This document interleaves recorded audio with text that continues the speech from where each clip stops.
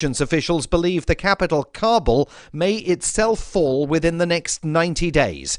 But at the White House, Press Secretary Jen Psaki pushed back against those reports. We don't rely on anonymous assessments. We rely on the intelligence assessments made by the U.S. government. They have put out public assessments, which certainly we stand by.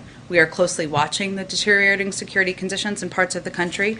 Ultimately, the Afghan National Security Defense Forces have the equipment, numbers, and training to fight back. What they need to determine is if they have the political will to fight back. Canada is calling for the unconditional release of businessman Michael Spavor from Chinese custody after he was sentenced to 11 years in jail by a court in the city of Dandong on Wednesday. Mr. Spavor was convicted of espionage. He's been in Chinese custody for 3 years. Canada says he's being held in retaliation for the arrest in Vancouver of a top executive with telecoms giant Huawei. FSN's Beijing bureau chief is Patrick Falk. Diplomats from 25 countries gather for a photo shoot at Canada's embassy in Beijing. They were there on Wednesday to offer their solidarity with Canada and their support for Michael Spavor as China issued a verdict and sentence against him. Michael Spavor was found guilty and sentenced to 11 years in prison. This was the deputy head of mission, Jim Nichols' reaction. That is actually a stronger outcome than we had anticipated. Ambassador Dominic Barton in Dandong said Canada, quote, condemned in the strongest possible terms this decision rendered. A British embassy worker in Berlin has appeared in court in Germany accused of spying for Russia. He'll remain in detention for now as an investigation continues. The 57-year-old is suspected of having worked against British interests since at least last November. Reporter Liv von Botica is in Berlin. He could have had access to information about the diplomats, like private informations, where they live, where their children go to school to, where their habits are. And maybe he had even information about the embassy itself. Sudan says it will hand over former President Omar al-Bashir to the International Criminal Court. He's accused of genocide, war crimes and crimes against humanity in the Darfur region of Western Sudan. The Sudanese government said other officials will also be delivered into the hands of the ICC. From bureaus worldwide, this is FSN. With FSN Spotlight, I'm Simon Marks, looking again today at the situation in Afghanistan. President Biden on Tuesday said he has no regrets about ordering the US troop withdrawal and indicated the future is now contingent on the willingness of Afghan forces to stand up and fight the Taliban in a bid to save the country. They've got to fight for themselves, fight for their nation. They've got to want to fight. But many observers believe even if they find the will to fight, the Afghan armed forces simply aren't up to the task. Aaron David Miller is a former Middle East advisor and negotiator at the State Department. He worked under both Democrat and Republican presidents. He's now with the Carnegie Endowment for International Peace and doesn't think the current Afghan government can be saved. There's no doubt that Taliban emerges as the most significant military and perhaps even political force in the country. You know, with a vacuum, a commitment by the United States to leave, a bold and courageous decision by Mr. Biden, but it's a tough one. So I think we're talking, in terms of the clock, I think we're probably talking about a year until you could actually see the prospects of Kabul falling. President Biden has sent a special envoy to Doha to urge the Taliban to end their military offensives. It's far from clear that having captured so much terrain already, they're in a mood to listen. The main news again, the White House says no outcome of the conflict in Afghanistan should be considered inevitable and that Afghan forces can still beat back a Taliban offensive. Canada is calling for the unconditional release of businessman Michael Spavor from Chinese custody after he was sentenced to 11 years in jail for espionage. And a British embassy worker in Berlin has appeared in court in Germany accused of spying for Russia. There's more from us on Twitter @Feature Story. And that is the latest Feature Story news. Simon Marks reporting.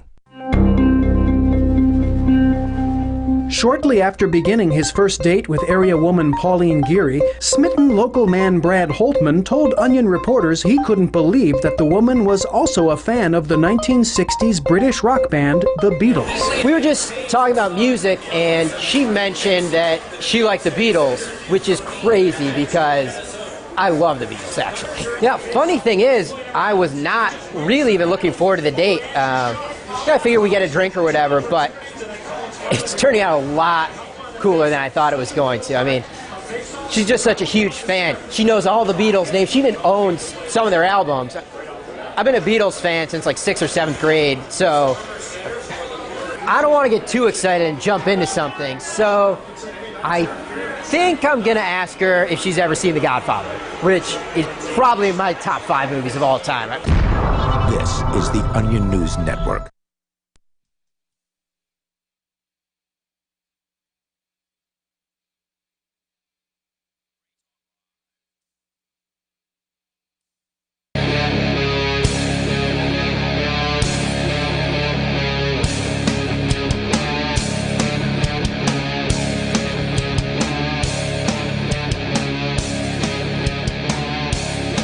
It is Free Talk Live. You're welcome to join us, 603-283-6160. That's the number if you want to call in. Again, that's 603-283-6160. With you tonight, it's Aria, Bonnie, and Ian. And I missed the trial today. I got a new phone, which complicates alarms and stuff like that. None of my old alarms were set up on this one, and I set them up last night before I went to sleep, and the app I use is Extreme Alarm Clock. I like it because it makes you solve like math problems and stuff like that. That app. Yeah. It's wonderful. But it also, the latest version has a feature on it where it will check to see if you're awake, if you're still awake. And I had it set to do that 5 minutes after I woke up. Yeah. I decided to sleep a little bit longer, and the result of this was that every 5 minutes it was going off again. And, you know, there's a bug with that. It's a bug? I think so, because I remember trying it and something was wrong with it, and I stopped using that feature. Yeah, having just woken up, I had no idea how to deal with it because, you know, going in and out of sleep like that. So eventually, I just powered down my phone. I was like, screw this. I'm not dealing with it anymore. And, you know, woke up about 2 hours later at like 10 in the morning, missing the trial of Rochelle Kelley, which I was really looking forward to getting to, but it seems like a lot of people did make it there. Yeah, for sure. The courtroom was packed. In fact, it was standing room only. And based on just kind of the crowd outside, because you can tell who the Free Staters are, who the Libertarians are, even if you don't know all of them, because they know enough of each other to where they're all kind of hanging around in groups outside. What other kind of person would show up to the trial except a Free Stater or Libertarian, right? I'm glad you asked. There was one counter-protester. Oh, really? Yeah, it was so stupid. He was just standing there by the front door away from everyone else, and when I passed him, I was just like, it took me a second to realize he was a counter-protester because the sign was so bad. It just said, Rochelle's defense, and then in quotations, where I don't want to.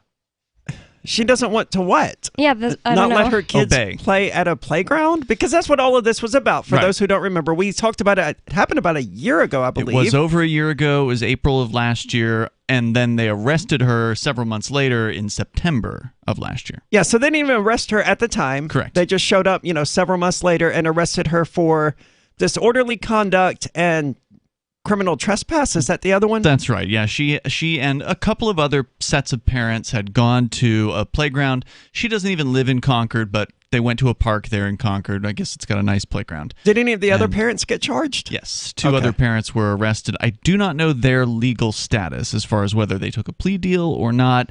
But in Rochelle's case, she was found not guilty today, much to the chagrin of the hater who had shown up. The one hater. Yeah, and he did sit in the trial with his mask on the whole time. And I saw a brief clip where the judge also wore a mask throughout the trial. Yep, he did. He wasn't near anyone. He was like one of 3 people in a room of like 40 people wearing a mask. Yeah. That's silly. The judge was in a mask. There was a reporter from, I believe, the Concord Monitor wearing a mask. She was wearing 2, I believe. Wow. I was trying to see. She was on the exact opposite side of the room for me, but it looked like 2. Now, in the judge's case, if you believe, you know, that COVID is a serious problem for elderly folks, he was very old. Sure, you know, but I mean, are the masks supposed to prevent him from getting COVID? I don't know. Yeah, I thought they were to protect you. It's clear that this is a religious totem, and it's you know, being shown that they are part of this religion, and a judge is a very high-ranking priest in the religion of the state. Absolutely. My friend posted this meme today that said, if I have to wear a mask to protect your health, I'm going to start slapping McDonald's out of your hands, too. That's a fair point. So How did all of this play out? Because what was her defense argument? By the way, I don't think I said what percentage of the room was. It was at least 90% of this room was like liberty activists, people who supported Rochelle. There were actually about half a dozen cops that came in Jesus, in plain clothes. So like it wasn't obvious unless you know what a cop looks like, and they also were carrying guns. And somebody was like, I mean, the doorman, I don't really know what you call him. He was like asking, "Are you guys a witness, sir?" And one of the police officers was just like, "No, we're just here to observe." They were just there to like, they thought that carrying guns, but they're and to handcuffs. Observe. Right. So I see. There wasn't a jury for this trial, correct? Correct. This was it might have been a Class A misdemeanor. I suspect that's how it was originally charged, whether they kept it that way. For those that aren't aware, New Hampshire, because every state's different with how they classify things, New Hampshire has misdemeanor and violation level criminal trespass. And the misdemeanor can be a Class A or a Class B. And it just depends on how they want to charge you. Sure. So they can feel like charging you with a Class A and do that, in which case you're then facing up to a year in jail, as well as a fine. And I believe it's slightly over $1,000 fine possible. And then a Class B would be only a fine and no jail time. So she was facing a Class A. I believe she was. Oh, this is what she says. She says, it was Class A to begin with. When they saw I had so much support, they dropped it to Class B, so I didn't get a jury trial. That's why. Yeah. Because if you have a Class A, you can have a jury trial that you can choose. You can decide whether you want the bench trial or the jury trial. And then in New Hampshire, you can actually, if you want, you can have the bench trial first. And if you don't get the verdict that you want, not guilty, then you can actually go back and do what's called a de novo trial in front of a jury. So you actually get a second crack at it in New Hampshire if it's a Class A misdemeanor or a felony. And then you could appeal that if you still don't get the result that you want, correct? You can, but then you're just going up in front of the Supreme Court. You can only appeal on questions of law and errors of the court. Okay. So it's not the same as a true trial again. So what was the judge's reasoning for finding her not guilty? Just the obvious that, I mean, she was at a public park, so she clearly wasn't trespassing and she didn't commit... No, unfortunately it wasn't that. The judge was basically saying he was backing up the police, saying that the police gave her a lawful order to leave. He just basically said that she left within enough time. Well, I guess that's still a minor victory. She's not guilty. So what happened, the video that I had originally posted at freekeen.com back when this incident occurred was only part of the video. I didn't know that at the time. I got what video I had and I put it up there. Right. But it turns out there was more video of sort of what happened initially when the police first arrived at the playground. Because again, these people were just playing on the playground. It was that doesn't sound like a lawful order for police to show up to a playground and be like, hey, no, you and your kids, you have to leave. Well, the thing is, the playground was closed legally by governor's orders.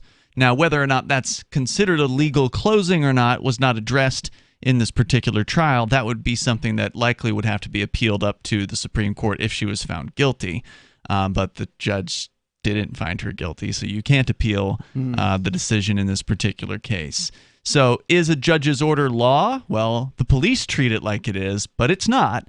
So, there's definitely a big question mark on the legality of these orders in the first place. But because King Sununu declared that parks should be closed, or in this case, the park was technically open, playgrounds should be closed. So you could be in the rest of the park. You just couldn't be on the playground. There was caution tape around the playground. So it didn't say, and Rochelle's attorney pointed this out and asked the witnesses, which were the police in this case, did the tape say do not cross? No, it didn't. The tape said caution. And he said the police could have used do not cross tape. They could have. Interesting. So, okay. We'll use caution. Thanks. We're going to have fun on the playground, right? Apparently, there was a sign at some point in the caution tape about how the playground was closed, but they may or may not have seen that sign. So it came down to the police to issue a quote-unquote lawful order to each of the playground participants, telling them that they have to leave or they'll be charged with disorderly conduct and or criminal trespass. And so once Rochelle was given a direct order to leave by the police, she was already up on or partially up on some of the equipment.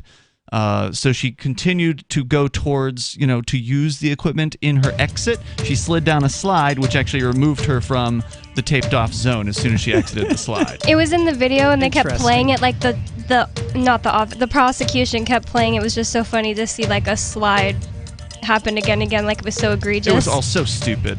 How would you have felt being one of these cops harassing this woman for letting her kids play at a playground? 603-283-6160. There's more coming up. It's Free Talk Live. Breaking weather news. Belize is sunny and around 82 degrees every day this week. What's the forecast for your life? If current politics and economic prospects are cramping your freedom, escape to the tropics. ECI Development has affordable second homes for you to own or rent in Belize and other tropical countries. Places with stable governments and growing economies. Secure your freedom now. To find out more, send an email to ftl@ecidevelopment.com. The LRN.FM social media channels have been revamped. We've eliminated Facebook and focused on other platforms like Twitter and Mastodon, the decentralized alternative to Twitter. On our accounts, you'll find posts from multiple LRN.FM show hosts together in one place. Follow us on Twitter at twitter.lrn.fm, or better yet, move to the decentralized Mastodon social media platform at toot.lrn.fm, toot.lrn.fm. I think you'll like it. When Monster Hunter International discovers one of Isaac Newton's wardstones being auctioned off, they decide to steal it and use it to destroy the Chaos God once and for all. But a mysterious thief upends their plan, and it soon becomes a race against time as something much older and infinitely more evil awakens in the jungles of South America. Monster Hunter Bloodlines by New York Times bestselling author Larry Correia and Baen Books. Visit monsterhunternation.com for more. Are you tired of governments murdering people around the world? Stop using their money. There is an alternative. Bitcoin is a stateless, free market, non-political currency. Bitcoin cannot be inflated or controlled by any government. By using their money, you are helping the state. You have an incredible alternative available now. Learn it, use it, spread it. Get started with Bitcoin at bitcoin.com. That's bitcoin.com. On Free Talk Live, we're bringing people to the ideas of liberty every day. From wrestling superstars like Glenn Jacobs. You guys really are having an impact, I believe. Like I said, a lot of where I am now is due to listening to Free Talk Live. You changed my mind on some very important issues years ago. To random people tuning in on the radio.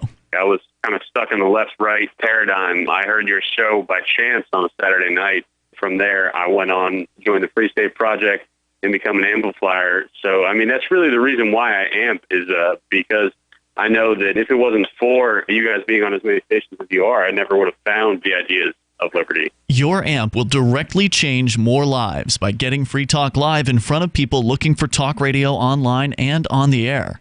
When you amp Free Talk Live, you get perks like access to the AMP-only Facebook group and AMP podcast. Visit amp.freetalklive.com. There are lots of ways to listen to Free Talk Live. Our podcast has been around since podcasts began, and now the FTL feed is loaded with content besides our full show archives. Did you know that we make it easy for you to customize your podcast subscriptions? We have different feeds, one that includes only our full shows, one with just the Daily Digest, and our main feed that includes everything. You decide what you listen to. It's quick and easy to customize your feeds at feeds.freetalklive.com. That's feeds.freetalklive.com. So you've signed the Shire Society Declaration and are planning your move to New Hampshire to be around more liberty-oriented people. Next, sign up for the Shire Society Forum at forum.shiresociety.com. There are a bunch of people there who are already in the Shire, and they want to meet you. If you're already in the Shire physically, you should also come by the forums. Remember, not everyone uses Facebook. New people are signing up for the Shire Society Forum every month, so drop in and say hello at forum.shiresociety.com. Yep, we still do email. Drop your email address in the entry box at freetalklive.com, and you'll be kept in the loop with Free Talk Live.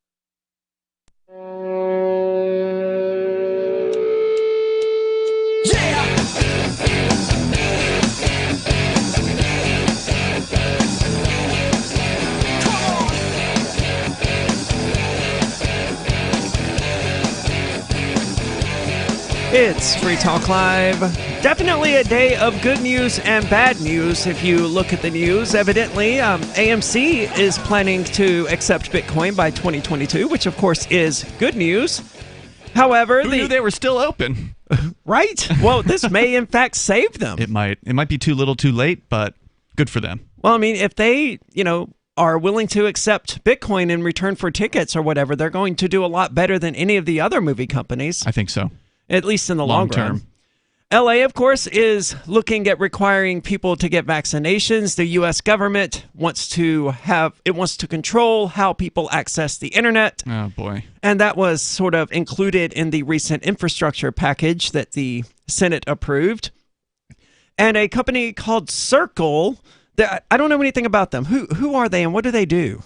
Circle is a corporation that I think they started by being just, it's a Bitcoin seller or whatever, and they ended up creating their own stable coin with combining together with Coinbase in order to do that. So USDC is the second most market cap size stable coin, which for listeners that don't know, that's a cryptocurrency token that's backed by a thing. In this case, it's backed by the US dollar or some dollar equivalent. Essentially. So USDT, which is known as Tether, is the number one, and that's a massive. I think it's the number 3 crypto on the planet right now by market cap. Jesus. And so do we know that Circle has the dollars they say they have? Since apparently Tether doesn't. Right. That's the big question mark with 30%. With a lot of these crypto stable coins is, do they actually have what they claim to have in reserve? Tether apparently just came out with a report showing that they didn't, that they have all these quote-unquote investments, but they didn't have actual dollars behind it or something. That's what I've heard. I've not read that for myself. I haven't read it either, but somebody told us that. Sounds risky. Yeah, supposedly USDC is shored up better than Tether. Well, if they're tied up with Coinbase to some degree, I imagine they are a bit more on the up and up. The people behind Tether. USDC is currently the number 8 crypto by market cap. So if you look at Tether, they've got about $63 billion in market cap, and USDC has about $28 billion. So it's a big competitor to Tether. And they basically want to be a bank. They do, and I'd love to talk about that, but I don't think we're done quite yet with Rochelle Kelley and what happened there. So just to catch your listeners up, Rochelle was arrested a year ago, just about a year ago, after 5 months after the incident occurred, which was back in April, where she and her kids and some other parents were at a playground in Concord, and the cops showed up, which means someone called them. So some busybody neighbor across the street or whatever, it wasn't like there were a bunch of kids at this playground. It was closed. There was caution tape around the playground. So somebody saw these kids at the park, called up the police. That's despicable. Yeah. And then the police came by and told them, you have to leave. Instead of just ignoring them or not responding to the call. Correct. And these hero cops who had to testify today because Rochelle didn't take the plea deal. What was that like, listening to these cops testify? Did they get all teary-eyed and crying like the ones who testified about the January 6th event did? The first one was all serious and really careful, like talking really slow, thinking things through before she talked, blinking nonstop. She was just blinking and mouth breathing the entire time, and she was horrible. And then the second one was like giggling on his way up. This isn't a big deal. He's a detective. I'm a detective for youth services. I was like, creep. Yeah, he looked That's weird. Creepy as well. So the cops were very proud, clearly, of what they did. I said to the female cop who testified first, after she had left the room, she was sitting outside on her phone. I had to go to the restroom. So I walked out, went to the restroom, noted where she was seated all by herself. And then I came back and I just said something to her like, is this why you became a police officer? So you could arrest parents at the playground, with their kids or whatever? And she just stared at me. She didn't have anything to say. So. And then I went to the bathroom right after him, and I was just like, wow, she looks pissed off. Like, I was like trying to avert my gaze from her, and she was like talking to the doorman all like really seriously. I think she was like telling Well, hopefully she felt disappointed in herself. Because ultimately what they did was nothing to be proud of. They harassed a mother and ultimately arrested her for allowing her children to play. She's probably just going through in her head, it wasn't my fault, I was following orders. The original charges, by the way, were disorderly conduct and criminal trespass. So Rochelle was originally facing 2 years in prison at Class A level misdemeanor charges. They dropped the I asked her after the trial. There's a little bit of sort of post-interview on the video, which you can see at freekeen.com. And by the way, it's exclusively on Odyssey. But you can so I asked her, like, well, what happened to the original charge? Because I remembered that there were 2 charges. So, well, when did they drop the other charge?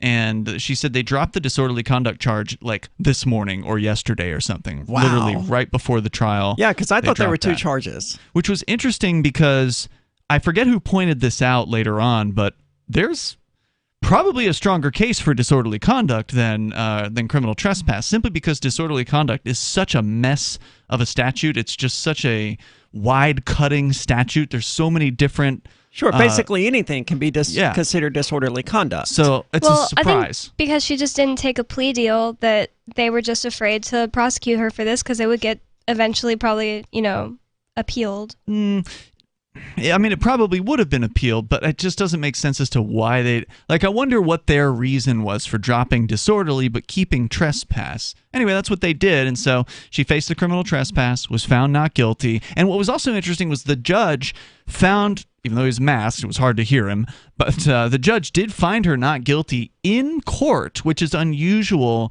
I've seen a lot of trials over the years of activists for various different things, and most of the time when a judge is going to find you not guilty, he wants to do it quietly. So really? Yeah, and the reason is because it's more of a show if he does it in court. And, everybody, that courtroom was standing room only. Oh, I bet the standing ovation was enormous. Yeah, there was a standing ovation. Whereas if and the we judge... had Footloose there. Yeah, and then Footloose, as soon as the judge left the chambers, he started yelling at the cops. It was fantastic. Yeah. But if the judge wanted to, he could have just said, well, I'm going to take this under advisement, and left the court, and there would have been no standing ovation. It sounds like they wanted to make a show of finding her not guilty. Hey, we're not really that bad. I mean, sure, the cops were wrong here, but we're not going to be the people who prosecute a mother for letting her kids play on the playground. Maybe that was why they dropped the disorderly conduct. Or maybe the judge wanted to look good toward his retirement, because a rumor had it he was very close to being retired. So yeah, he made the show of just finding her not guilty right then and there, and the hater who'd been sitting there in the audience the whole time, did he cry? Hoping and hoping and hoping she'd be found guilty. He got up and left as soon as he could to get out of there. It's on the video. It's pretty funny. I was hoping I would still see him outside because I didn't get a chance to interview him, and I really wanted to. Apparently, he started yelling Rochelle's address to her and telling her, "I know where you live." Oh, she's had death threats.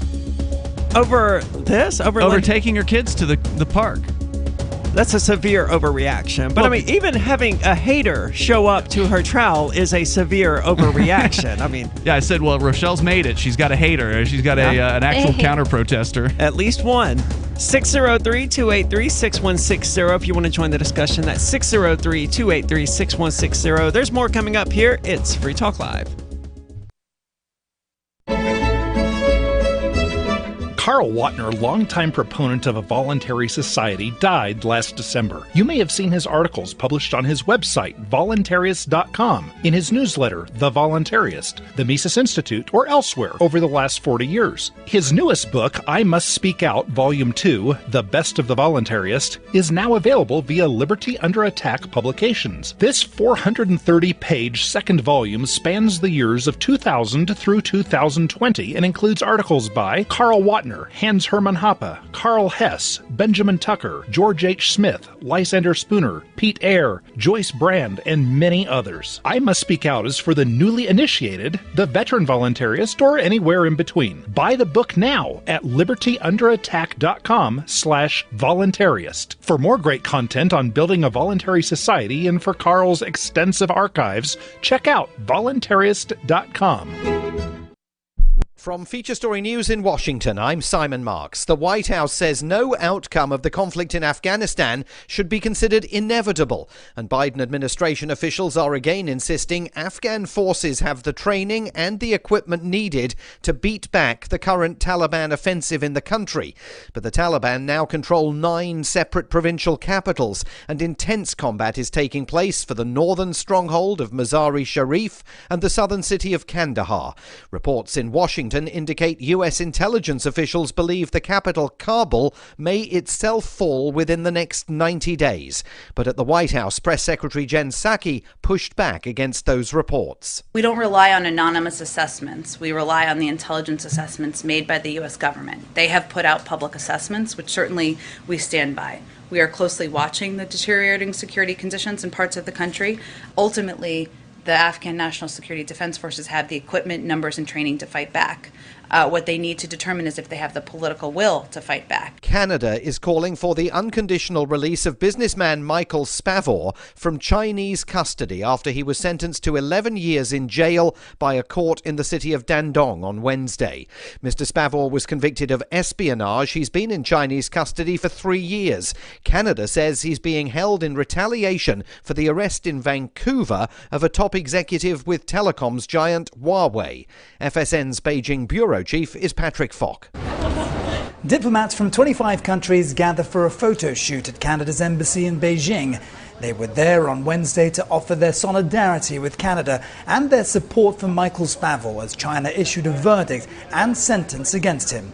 Michael Spavor was found guilty and sentenced to 11 years in prison. This was the deputy head of mission, Jim Nichols' reaction. That is actually a stronger outcome than we had anticipated. Ambassador Dominic Barton in Dandong said Canada, quote, condemned in the strongest possible terms this decision rendered. A British embassy worker in Berlin has appeared in court in Germany accused of spying for Russia. He'll remain in detention for now as an investigation continues. The 57-year-old is suspected of having worked against British interests since at least last November. Reporter Liv von Botica is in Berlin. He could have had access to informations about the diplomats, like private informations, where they live, where their children go to school to, where their habits are. And maybe he had even informations about the embassy itself. Sudan says it will hand over former President Omar al-Bashir to the International Criminal Court. He's accused of genocide, war crimes and crimes against humanity in the Darfur region of Western Sudan. The Sudanese government said other officials will also be delivered into the hands of the ICC. From bureaus worldwide, this is FSN. Got Telegram? You can follow our channel there and discuss show prep with other listeners at telegram.freetalklive.com.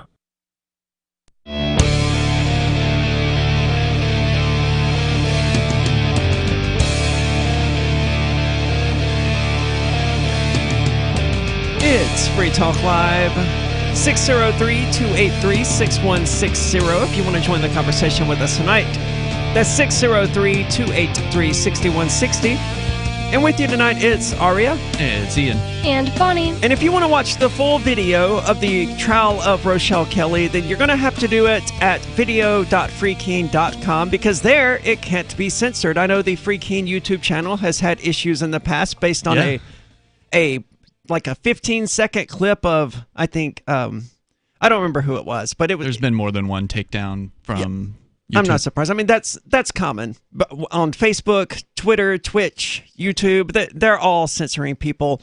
Odyssey doesn't do that. Library doesn't do that. It's an uncensorable, decentralized, blockchain-based media sharing protocol, and we've been using it for years at Free Talk Live. So check it out, video.freekeene.com, if you want to watch the full trial where Rochelle Kelley was found not guilty. That's right. In the courtroom for allowing her kids to play on a playground. Now, she's now actually facing another charge as of a recent arrest that happened, 2-3 weeks ago, something like that? The charge there is resisting arrest, isn't it? Yeah. Well, it was originally something else and resisting arrest. Yeah, I don't remember. I think disorderly. No, it wasn't disorderly. It was interfering with government administration. Oh, yeah, business, yeah. Yeah, and which is actually a charge I got years ago for standing in front of a police cruiser. She was on the side of the road with her family. Well, they wanted to unlawfully search her vehicle. Correct, and she stepped in and closed her vehicle's door. She was already out of the car at that point, and she was yelling at the police like, hey, you can't do that. Closed the door to her car, and they just immediately arrested her for it. So now they've dropped the interfering with police business or whatever government business charge, and now she's only facing a resisting arrest charge, which is one of the craziest things. How are you getting a resisting arrest charge, but there's no other charge? How does that happen exactly? You would think that such charges would just automatically be thrown out by the judge. Oh, you have a charge for resisting arrest, but there's no other charge, so clearly the arrest was unlawful. We're arresting you for resisting arrest, ma'am. They don't do that all the time. I thought that was they pretty... have done that a myriad of times to activists. Yeah. Yeah, and it never makes any sense whatsoever. And that video, I don't know if that's been posted anywhere yet. I've been trying to get my hands on the actual video. I don't know if it's one of those things that's just been floating around Telegram, which that's nice. Telegram's great for communicating with one another, but as like a chat room.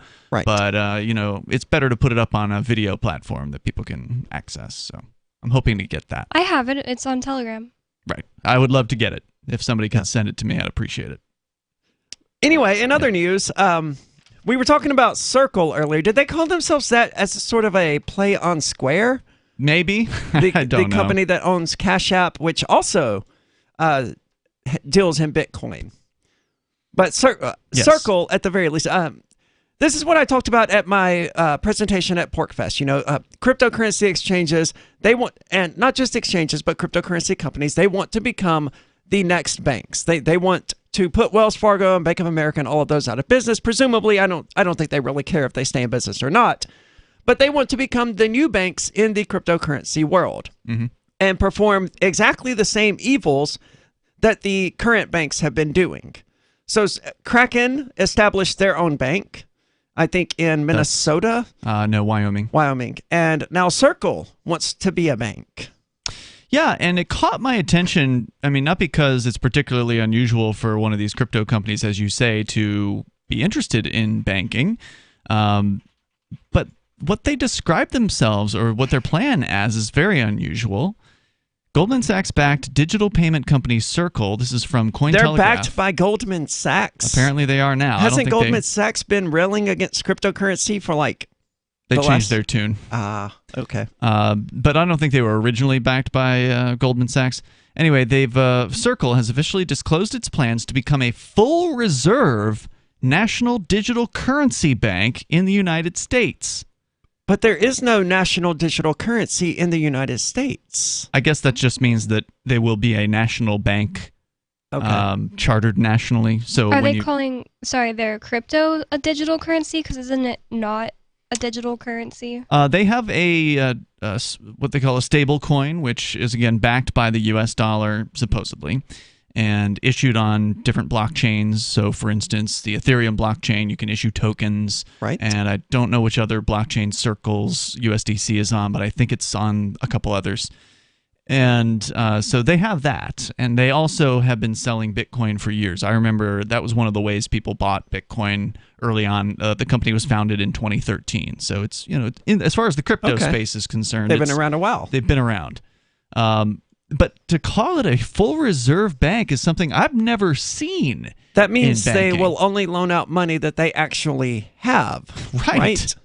And what a crazy concept. Right. For listeners that aren't aware, banks don't do that.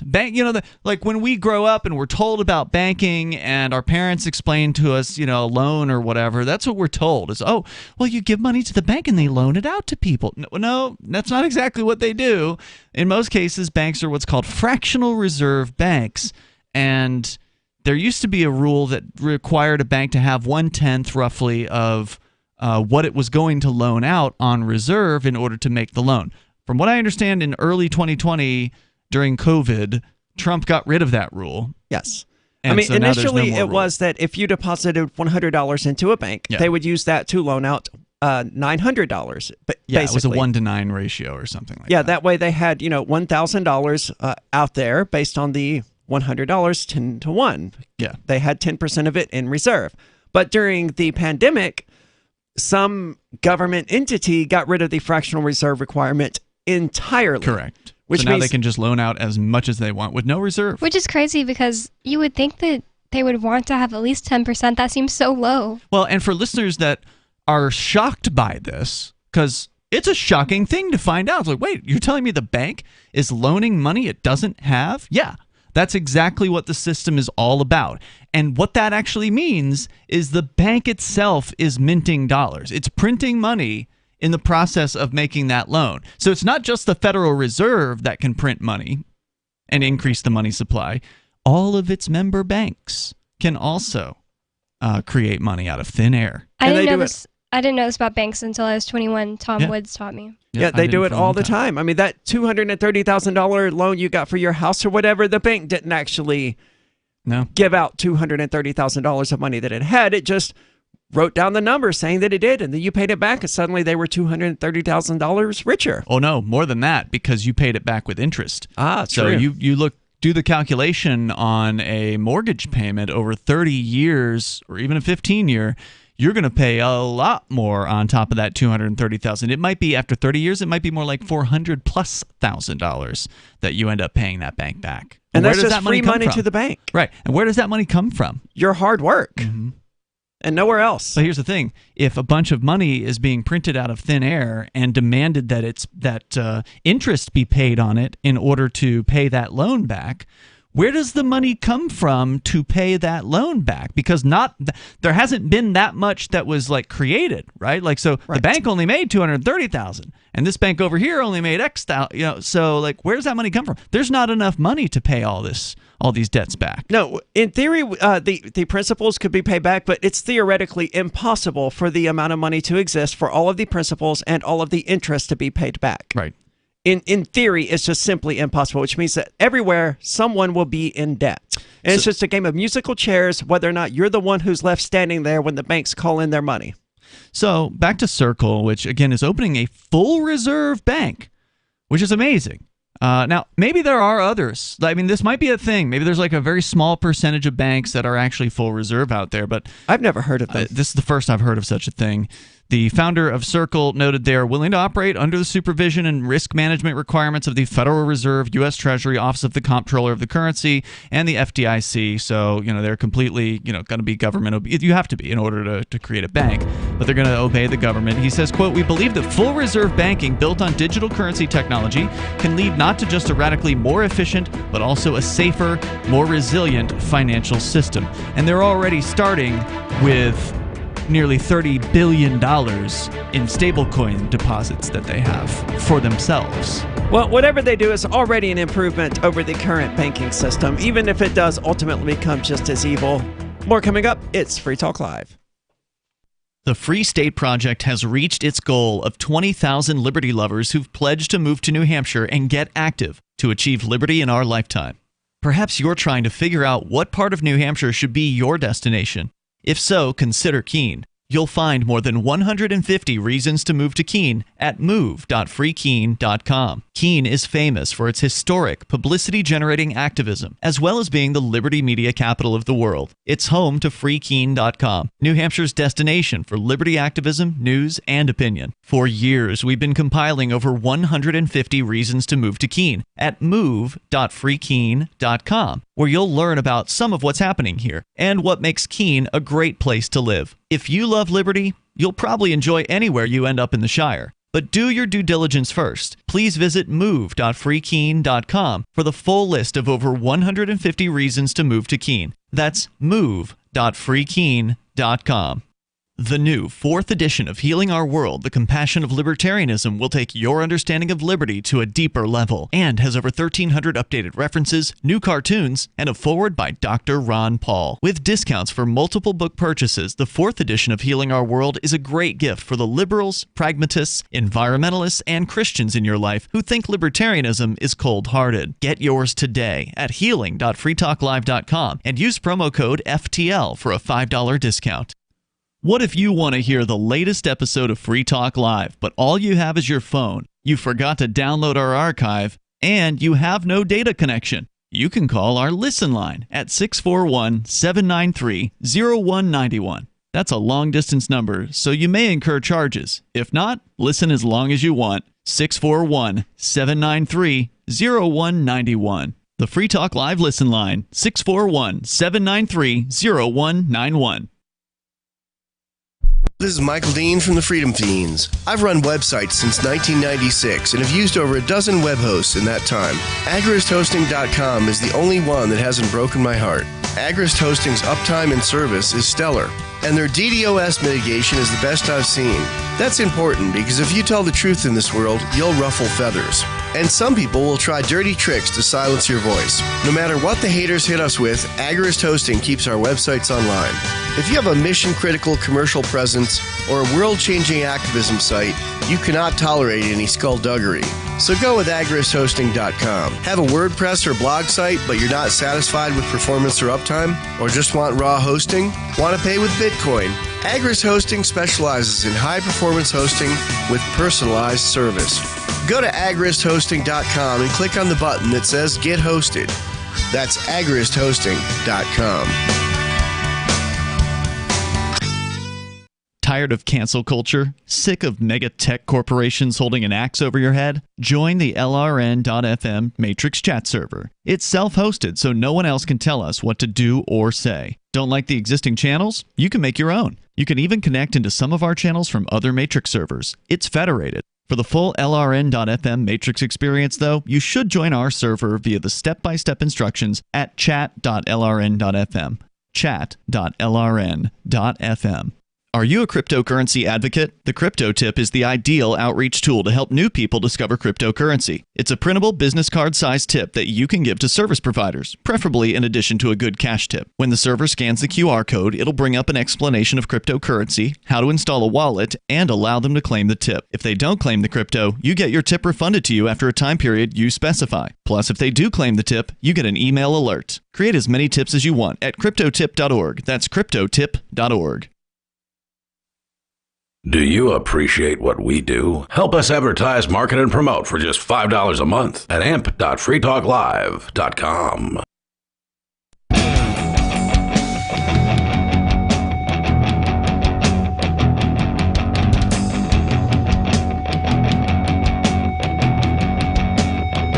It is Free Talk Live, 603-283-6160. That's the number if you want to weigh in, talk about whatever is on your mind. 603-283-6160. And you know, I recently had not Comcast, I keep wanting to call them Comcast, Spectrum out to upgrade my internet, and I'm very happy with the service. And you know, I've never had an outage with them, and it's fast enough to do everything that I need it to do. Now, of course, you have a much better internet connection here. It's not available where I'm at. You have a fiber connection. Yeah, I can't believe it's available in Keene, but we've got it. Yeah, and it's a gig down and gig up, and it's like almost a tenth the price of what I'm paying, realistically. No, I'm paying $270 a month. Oh, I thought it was $35 a month. Oh, God, no. Okay. No. Well, I don't know where I got $35 a month from then. There's a residential version that's available for $70, which is pretty awesome. I mean, that's a great price for a gigabit. It is. Yeah. So, are you happy with your internet connection? Because I'm happy with mine. And I imagine a lot of listeners out there are happy with theirs. However, the U.S. government wants to change that. They're going to make it better. What are you talking about? Well, they want a greater role in how Americans access the internet, and the U.S. government having a greater role in anything has never improved that industry. Yeah. The Biden administration wants to recast broadband as a basic necessity in the infrastructure bill making its way through Congress. And which, by the way, was passed by the Senate, 2 days ago or something like that? What is broadband? Sorry. Well, there are basically two types of ways to send data. One is single band, which is just like one packet at a time over one wire, and broadband allows multiple at a time. So broadband is a class of different internet options like fiber and cable and stuff like that that are significantly faster than something like dial-up, which is just one way at a time and one packet at a time. So I think dial-up is duplex, but it is not wideband, meaning that there's not a lot of data. I think it is duplex. It can send and receive simultaneously. Correct. But there's just not a lot of data that can pass over those lines. So and that was a bad answer. I learned that 12 years ago in college. So, and I haven't given it any thought since about what the difference between broadband and narrowband is. So I'm sure people out there. There's some sort of arbitrary distinction of, okay, this is a broadband connection, this is not. But I think you've made a good technical distinction on it. So Congress on Tuesday advanced the legislation that the Senate approved in the $1 trillion infrastructure bill, which allocates $65 billion in new taxpayer money to expand high-speed internet access for millions of unconnected households. Hold on. Didn't you tell me once, Bonnie, that your parents actually had dial-up at one point? Yep. Okay, so you go on Neopets and have to listen to that. I couldn't use it if somebody was on the phone or something like that. That's right, yeah, correct. I was using dial-up as recently as 2006. Oh, man. Well, wow. This was Mississippi, right? The options were satellite, like HughesNet or WildBlue, right? Which was extremely expensive, and then you only got like 17 gigabytes a month or something like that. And high delay. Yeah, so it was not very good. Or dial-up. Man. I mean, it sucked. That's tough living. But, I mean, eventually the problem solved itself. I mean, cable didn't become accessible in those rural areas, but 3G did, and that was significantly faster. And then we just started tethering our phones, and then I moved to a place that wasn't, the middle of nowhere in Mississippi, and I started using actual broadband. I was like, oh, okay, so this is nice. Yeah. So you've experienced non-broadband connection, and so you now know what the difference is. Yeah, and I think that's why when you first said the government wants to mandate broadband, I was like, isn't that a bad old thing? Because I haven't heard about it since the days of, we now have broadband connection. Yeah, these days, I mean, I imagine the amount of people on dial-up is very, very, very small. Yeah, even out in rural Mississippi, I can't imagine too many people are still using dial-up. Yeah, but once upon a time, I played World of Warcraft on dial-up. Yeah, I mean, it was actually manageable. I haven't had dial-up for 25 years. They first brought cable modems into Sarasota, Florida, which is where I'm from, in 1996. Nice. And we got it early on. So I've been off dial-up for that long, and I would never go back. Yeah, I would not either. I mean, even being from the South and, rural Mississippi, I can't imagine anyone there is still using dial-up. Well, even my grandmother has AT&T broadband. I mean, it's terrible, and she pays way too much for it, and she wouldn't listen to me about better options, but she does have broadband. What's the thing? There's Starlink. That's what it is. So Elon Musk is putting together a company, or already has put together and is in a beta test now, of this thing called Starlink, which is using low Earth orbit satellites, a bunch of them, to transmit and receive internet signals wirelessly. Satellite, basically, but it's faster satellite because the satellites are literally closer to you than the ones that are way out there. And so the speeds are apparently... And there's more of them. Yeah. So the speeds are apparently amazing. And this has begun the rollout in northern parts of North America. So we actually may see a beta test of our area of New Hampshire by the end of this year or early 2022.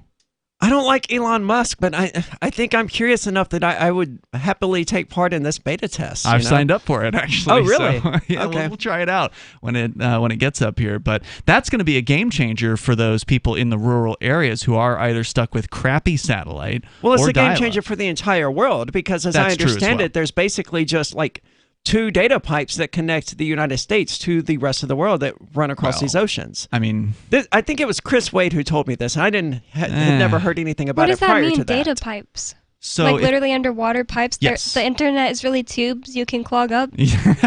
Yeah. If you go and you look for underwater internet cables, and it'll come up with, okay, here it is, submarinecablemap.com. It's one of the most interesting, maps that you can look at. It shows all of these trunks, and there's way more than 2. Okay. I mean, you can look at just the Atlantic Ocean here, and it's, there's a lot.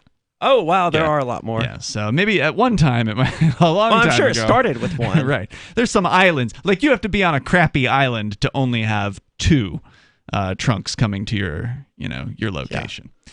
And so it's a pretty neat little map because you can see where all the big sort of data junctions are that are on the coastlines and all around the world, which is pretty fun. Very cool. Yeah. Well, it'll still be nice not to have to rely on actual pipes to communicate with the rest of the world. Instead, we have these satellites that are orbiting the Earth that are, allowing those communications to happen. And it'll allow, and you touched on this, it'll allow people in countries where there are very few internet connections available. Like you said, imagine how this could affect these sensors in China. Yeah, that's a good point. I mean, in some nations, they will arrest you if you have a satellite dish, so they could just outlaw satellite dishes entirely. But nonetheless, people do still get their hands on those dishes. They smuggle them, right? Like it becomes a black market product. But then how do you hide that? They have ways. I mean, it's not easy to do that, and they have cops who go around looking for them. So I mean, you're taking a severe risk in order to do that. But in order to get information away from the government, that's an option. Cuba, by the way, is one of those countries. I think Iran is another one. So this is really cool stuff that's going on. The Starlink is going to allow people in un-internet connected countries, because there's still billions of people in the world. I mean, we take it for granted. We're like, hey, broadband, we got it for years, no biggie. But in a lot of places, they don't even have dial-up. They have nothing as far as internet is concerned. Right. Well, some of these countries, I mean, they don't generally have running water and stuff like that. Correct. Well, a lot of them do have electricity, but they don't have anything else. That's all they got. So this will be a game changer for a lot of those people as well, especially if it can be done affordably, which is always, a challenge for people in third world countries. Could this government bill potentially mess up Starlink? Well, I don't know. I don't know exactly what they're proposing. All she said, or all Aria has said so far, is that they're calling it critical or whatever, that they think everyone should have it. It's like a public utility. A human right, basically, is how they want to characterize broadband access. And I don't like that. I don't either, but I don't want to move on from Elon Musk yet, because he's someone who I just don't understand. The stupid Tesla truck that he designed, and I say that because it looks stupid. Sorry, Mark, if you're listening, that truck looks stupid. I suspect someone else designed it. He's just the guy that runs the company. Right. What did I say? He designed it? Yeah, he probably did approve it. Regardless, people on the internet characterize it as, it's the ultimate boogaloo truck for whatever reason. And okay. Is it bulletproof glass or something? I don't recall. I think so. I don't believe it. But then he comes out with Starlink, which could be used to bypass, internet censorship and things like that. So, well, that presumes that he won't be censoring the internet. That's a good point. Yeah. But I just can't get my mind around, what is it that he's trying to do, and what is he trying to achieve?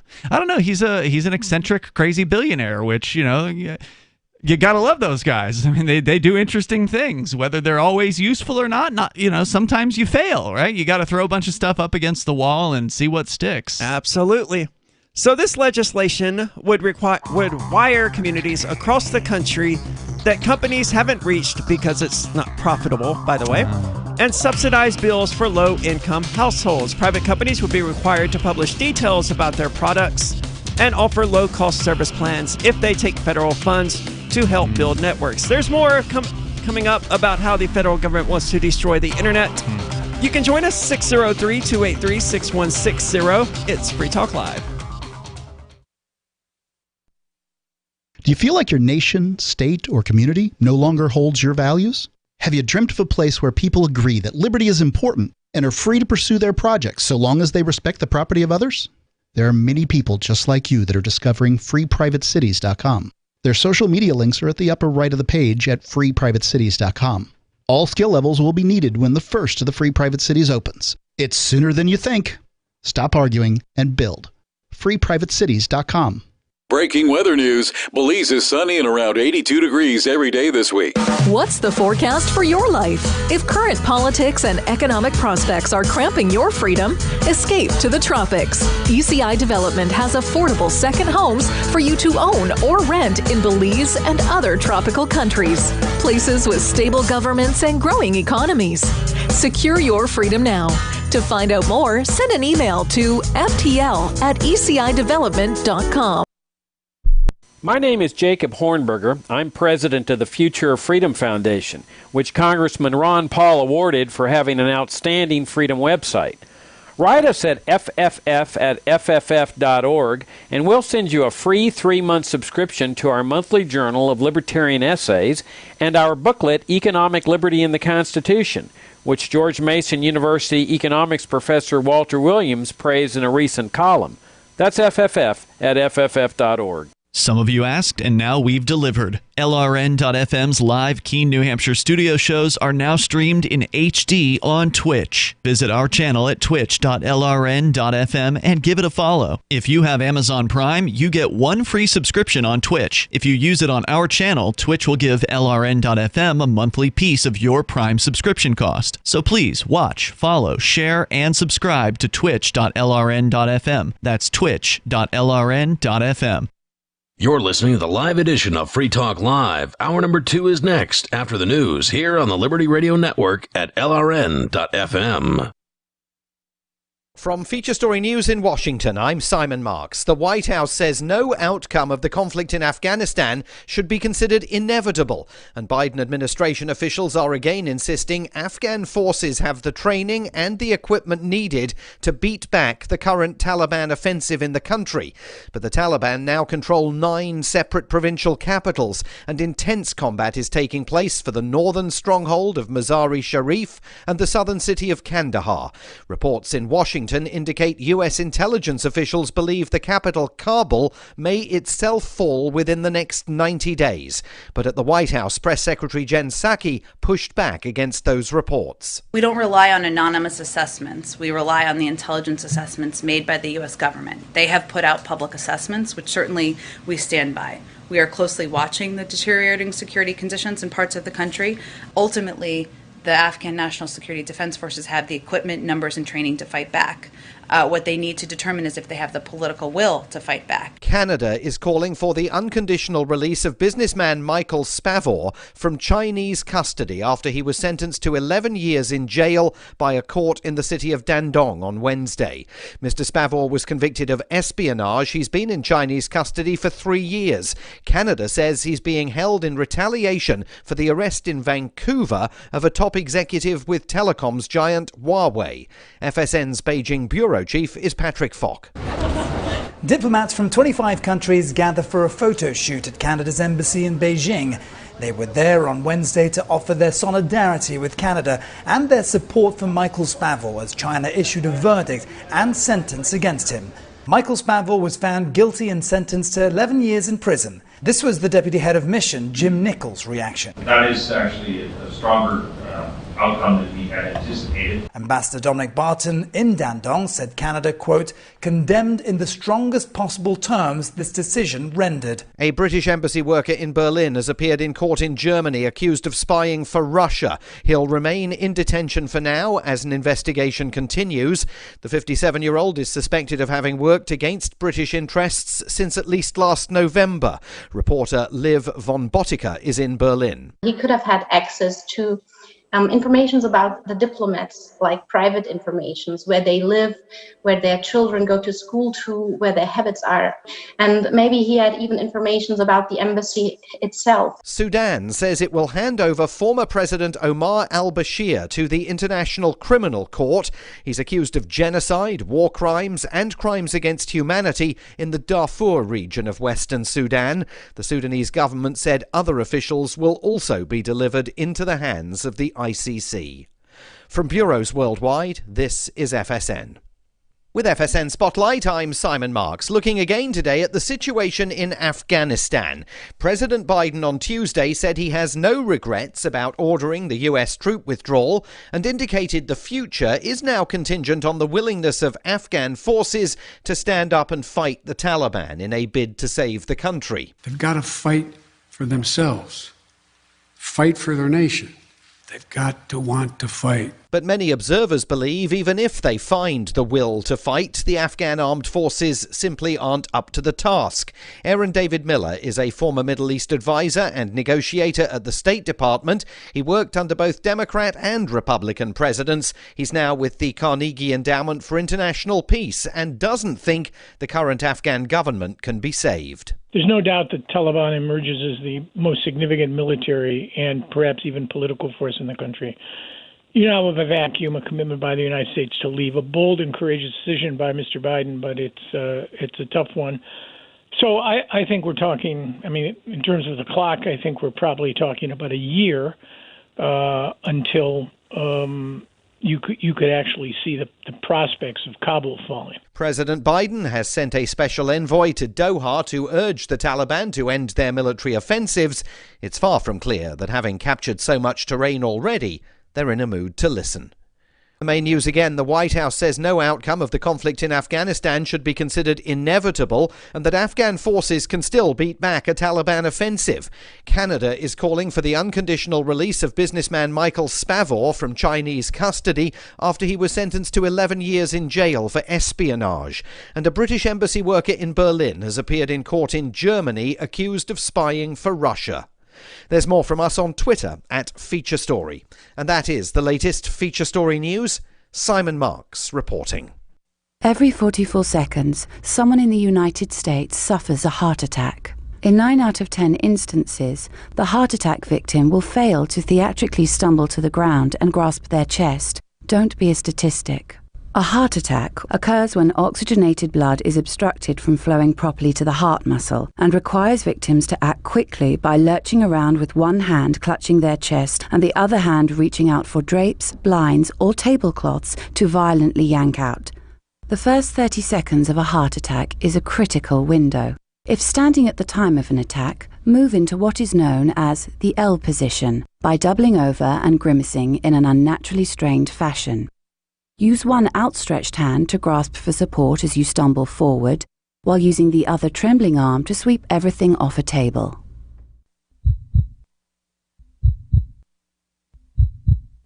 This is the Onion News Network.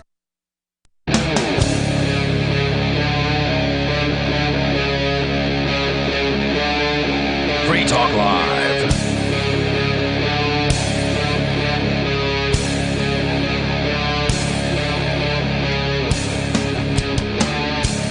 It's Free Talk Live, 603-283-6160. If you want to weigh in on how the government has plans to make the internet suck again, 603-283-6160. This legislation, proponents say, recast broadband service as a necessity more akin to water and electricity, to which everyone should have access.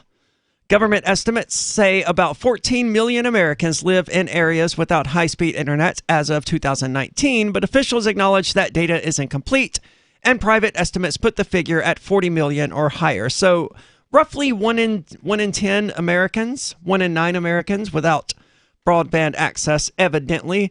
I don't know how true that is, and I imagine it excludes wireless cellular coverage. Because I've seen some of these coverage maps, and unless you're out in the desert of New Mexico, right, you probably have decent 3G or 4G or even 5G coverage. It's a more robust government role in a key part of the economy, said Ramamurthy, Deputy Director of the White House National Economic Council. It's an opportunity, another opportunity to show the government really can work for the people. For the broadband industry, which has flourished for decades without strict governmental oversight, the initiative set off alarm bells. While telecom and cable giants ranging from AT&T to Comcast stand to benefit in the near term from a big infusion of cash if the bill becomes law, industry officials worry about the precedent this sets for greater government intrusion in their business. Some aspects of the legislation have drawn industry complaints, at least privately, including provisions that empower federal and state officials to direct how new subsidies are spent, regulate pricing disclosures, and authorize new rules preventing, quote, digital discrimination. The details on implementation and inevitable unintended consequences are going to matter, said the CEO of U.S. Telecom, a trade association for broadband providers such as AT&T and Verizon. Some in Washington continue to be chronically allergic to the notion that America's broadband providers today, right now, deliver world-class connectivity, affordable and valuable service plans, reliability, and network capacity that have been a technological and economic boon. Many providers, however... So is the industry group guy saying that?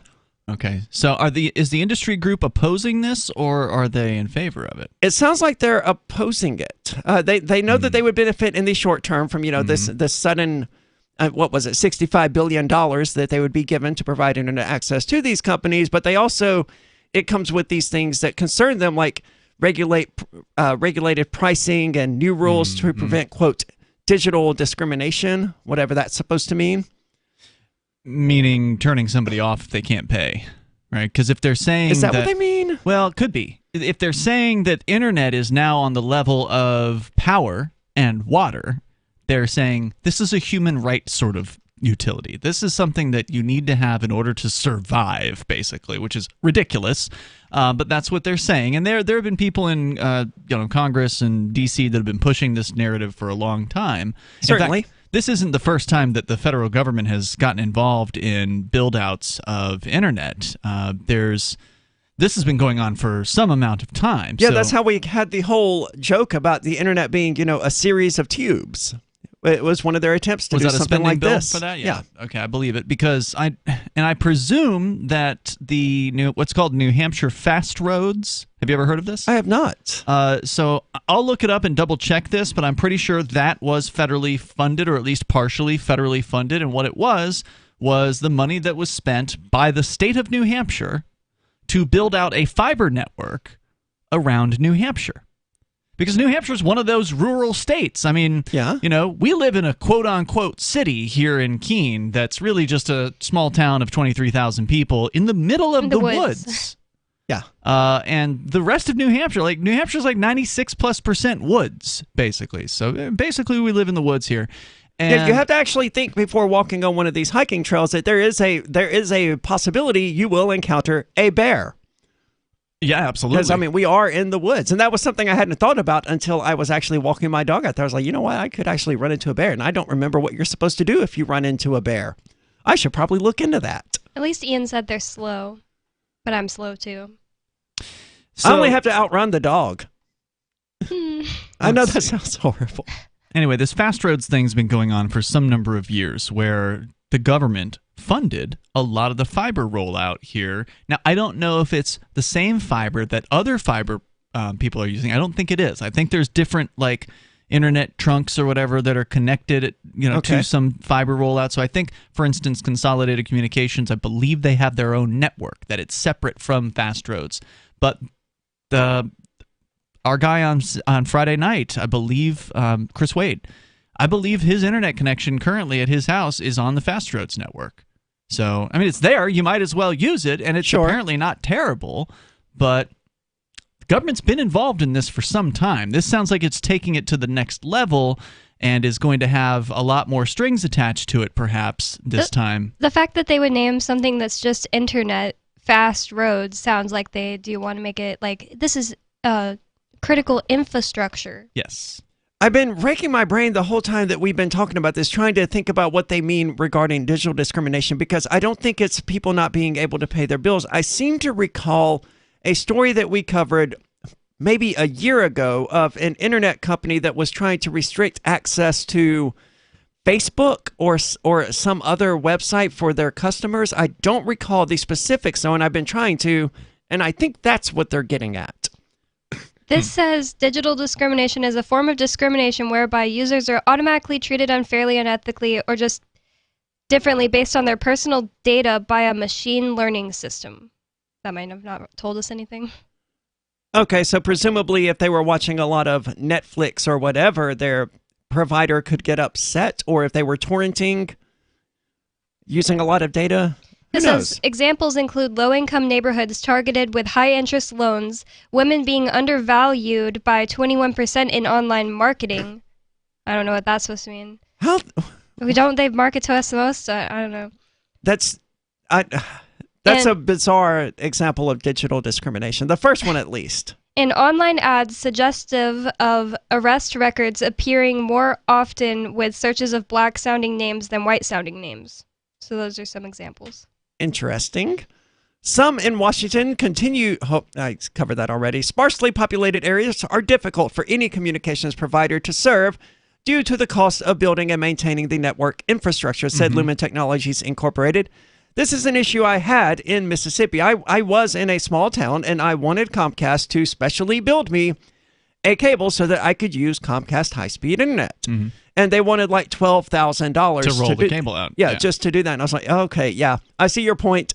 It's not worth it for one customer. I mean, even if I was going to pay that $12,000, it's not worth it to me at that point. That's the thing. It's like, if you want to live out in the middle of nowhere, it's got its benefits in that your neighbors are far away.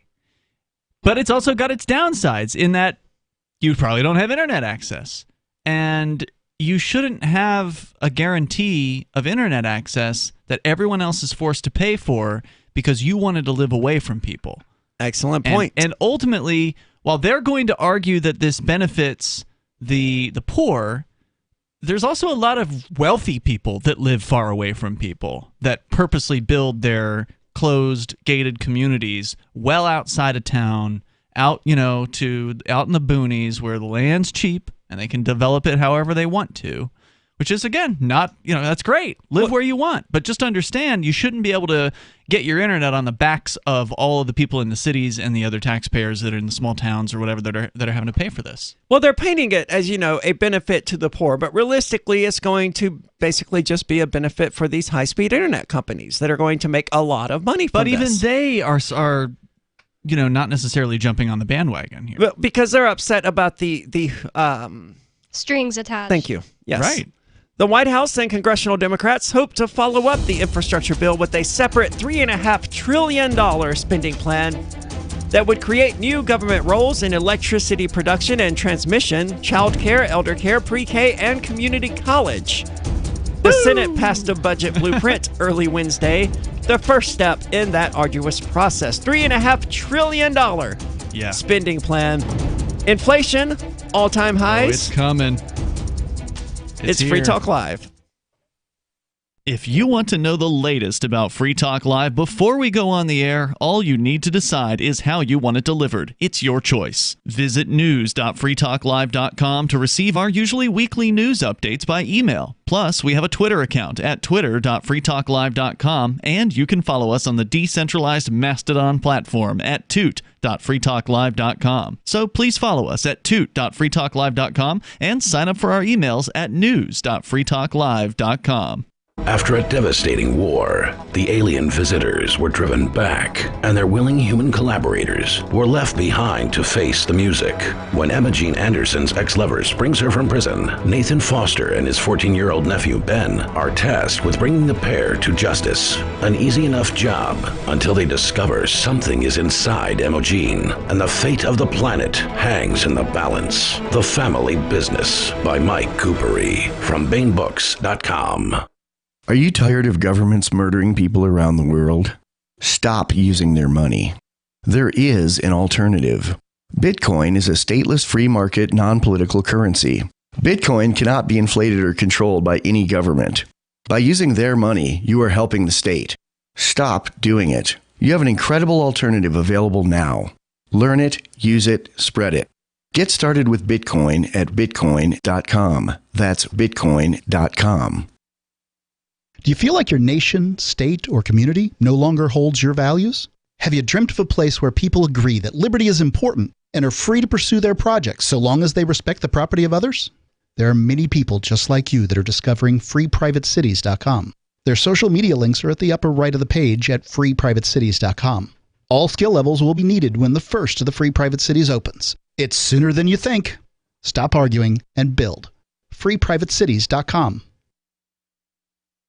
We have some good news. The indictments against Ross Ulbricht in the District of Maryland were dismissed with prejudice, meaning they can never be refiled. This is especially good because those indictments contain the only charge ever made that Ross engaged in murder for hire. This was a serious allegation that Ross Ulbricht denies. It was never prosecuted or ruled on by a jury, but was trumpeted by the federal government and the media as if it were proven fact. The Maryland court held these indictments for almost 5 years, poisoning Ross's case and leaving him under a cloud of unproven allegations. As explained in Ross's appeal to the Supreme Court, the fact that the judge used these allegations to give Ross a draconian sentence of double life without parole violated his Sixth Amendment right to a jury trial. Judges are required to issue sentences based on convictions decided by a jury, not unproven allegations never even charged at trial. Although this is a positive development, the dropped indictment will not set Ross free. Now, a presidential pardon is Ross's only hope of freedom. Sign the petition at freeross.org. freeross.org. The LRN.FM social media channels have been revamped. We've eliminated Facebook and focused on other platforms like Twitter and Mastodon, the decentralized alternative to Twitter. On our accounts, you'll find posts from multiple LRN.FM show hosts together in one place. Follow us on Twitter at twitter.lrn.fm, or better yet, move to the decentralized Mastodon social media platform at toot.lrn.fm, toot.lrn.fm. I think you'll like it. Is oral health important to you? If you don't like your own teeth, fresh breath, or kissing people, then by all means, stop listening. Several years ago, I met Jessica Armand, founder and CEO of My Magic Mud, and I became passionate about the product that she created and never want to live without it. It's clinically proven to whiten teeth, but I find it does much more. They want you to love My Magic Mud as much as I do, so they're giving you a money-back guarantee plus 20% off. Go to mymagicmud.com and use coupon code FTL20 at checkout. mymagicmud.com, FTL20. Our Matrix server is about as free as internet chat can be. Join the existing rooms or create your own at chat.freetalklive.com.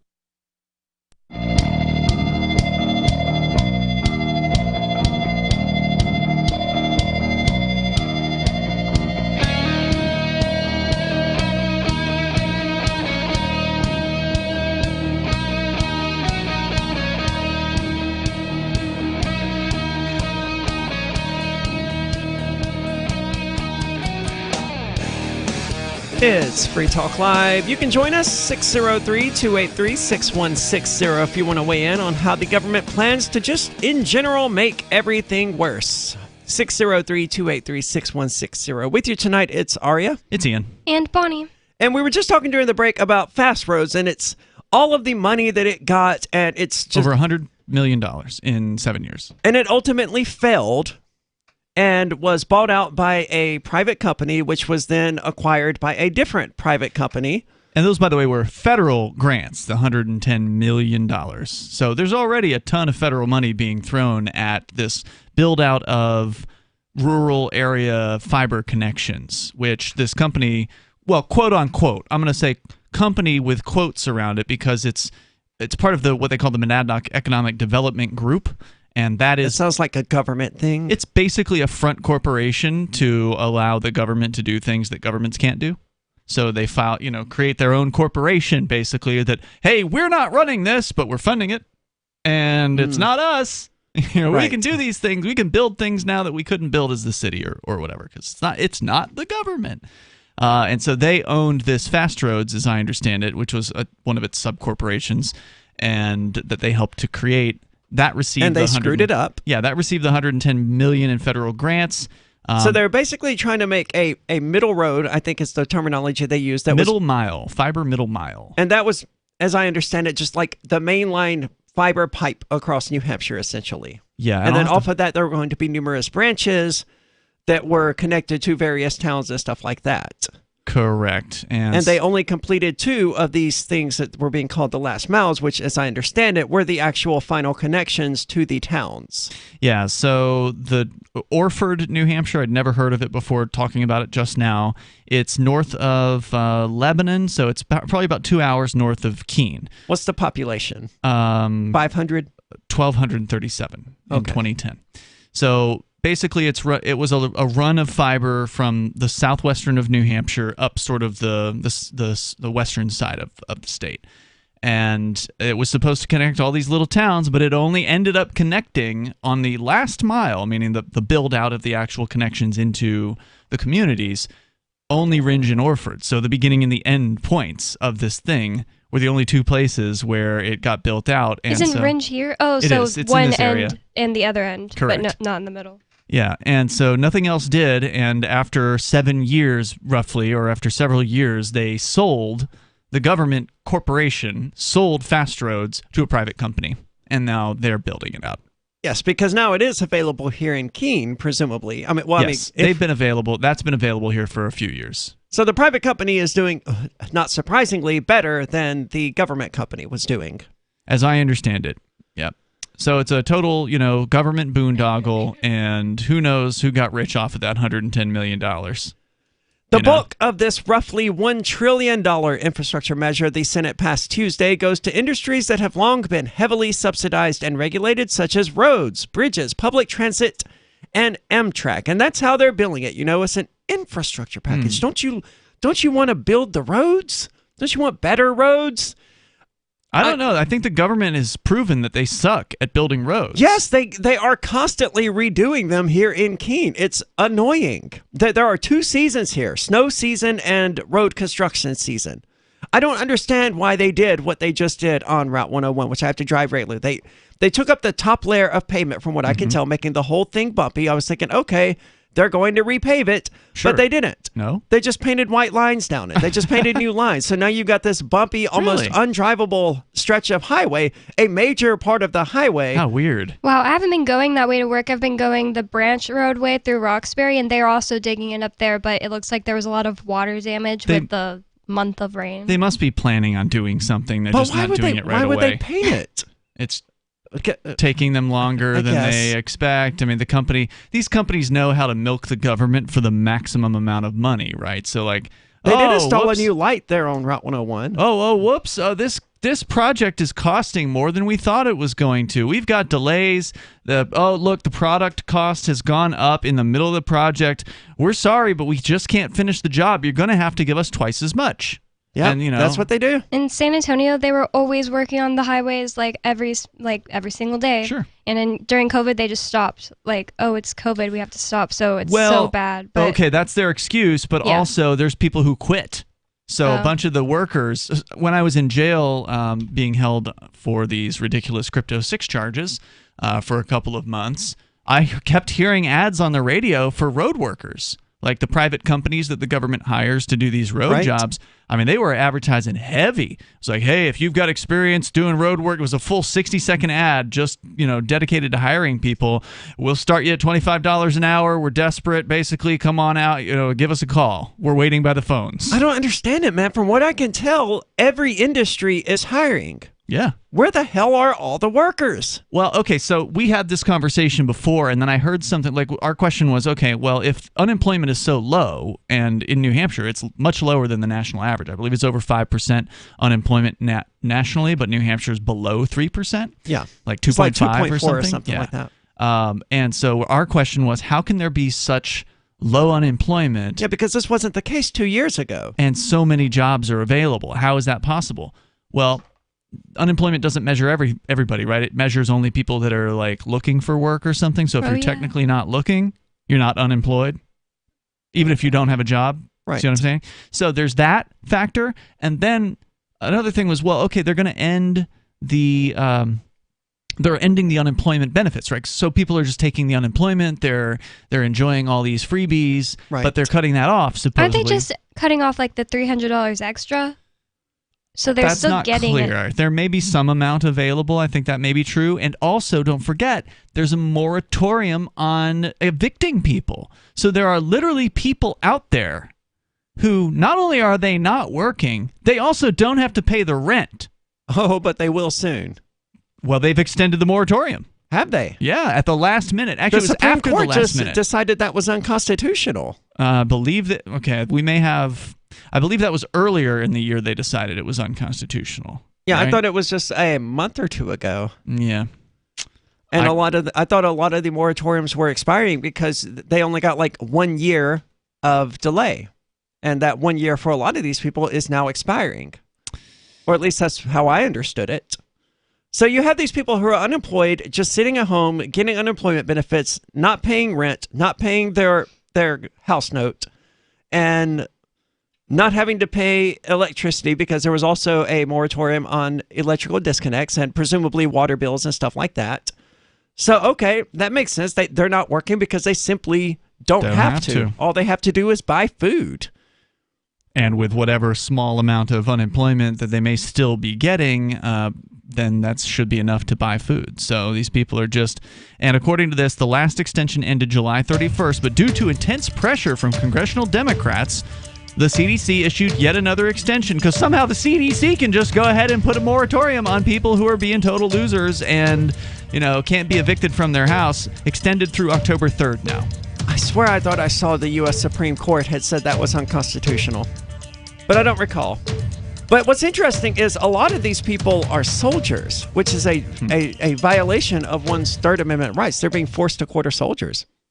Free Talk Live's video archives have been on LBRY for years. LBRY is an uncensorable, decentralized, blockchain-based media sharing protocol, and we're big fans of it here on Free Talk Live. In 2020, LBRY launched Odyssey, a video sharing website to compete with YouTube, and it's really taking off. Now with over 1 million channels, many of whom are disaffected YouTube creators. During YouTube's crackdown for not towing the government line on COVID, the Free Talk Live YouTube channel started receiving strikes and could be completely taken down at any moment. Thankfully, Odyssey started offering live streaming, so we're now streaming live every night and posting our video archives permanently to Odyssey. You can watch live or anytime on our Odyssey channel by visiting video.freetalklive.com. If you want to go all in, download the desktop app at lbry.com, and then every video archive you watch, you'll help seed and keep it online forever. At minimum, we ask you visit video.freetalklive.com and follow us on Odyssey today. video.freetalklive.com.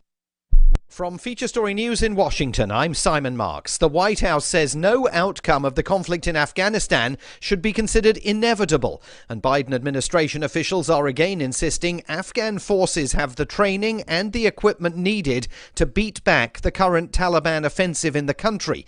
But the Taliban now control 9 separate provincial capitals, and intense combat is taking place for the northern stronghold of Mazar-e-Sharif and the southern city of Kandahar. Reports in Washington indicate U.S. intelligence officials believe the capital, Kabul, may itself fall within the next 90 days. But at the White House, Press Secretary Jen Psaki pushed back against those reports. We don't rely on anonymous assessments. We rely on the intelligence assessments made by the U.S. government. They have put out public assessments, which certainly we stand by. We are closely watching the deteriorating security conditions in parts of the country. Ultimately, the Afghan National Security Defense Forces have the equipment, numbers, and training to fight back. What they need to determine is if they have the political will to fight back. Canada is calling for the unconditional release of businessman Michael Spavor from Chinese custody after he was sentenced to 11 years in jail by a court in the city of Dandong on Wednesday. Mr. Spavor was convicted of espionage. He's been in Chinese custody for 3 years.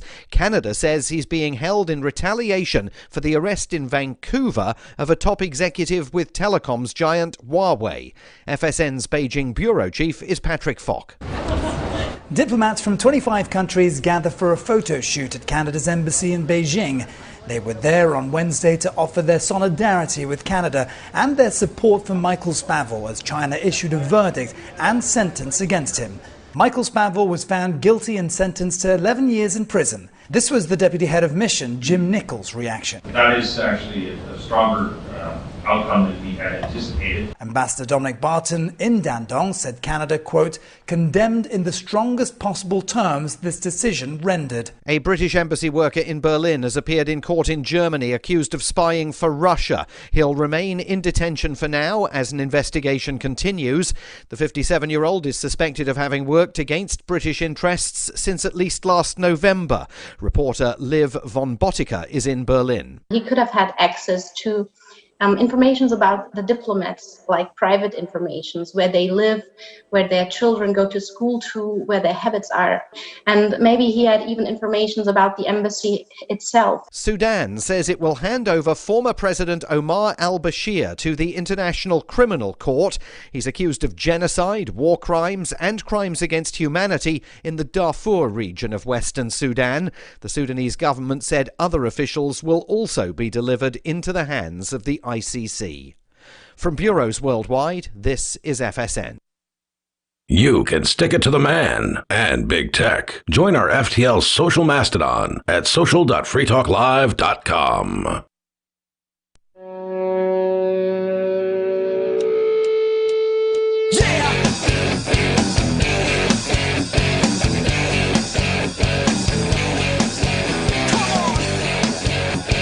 It's Free Talk Live.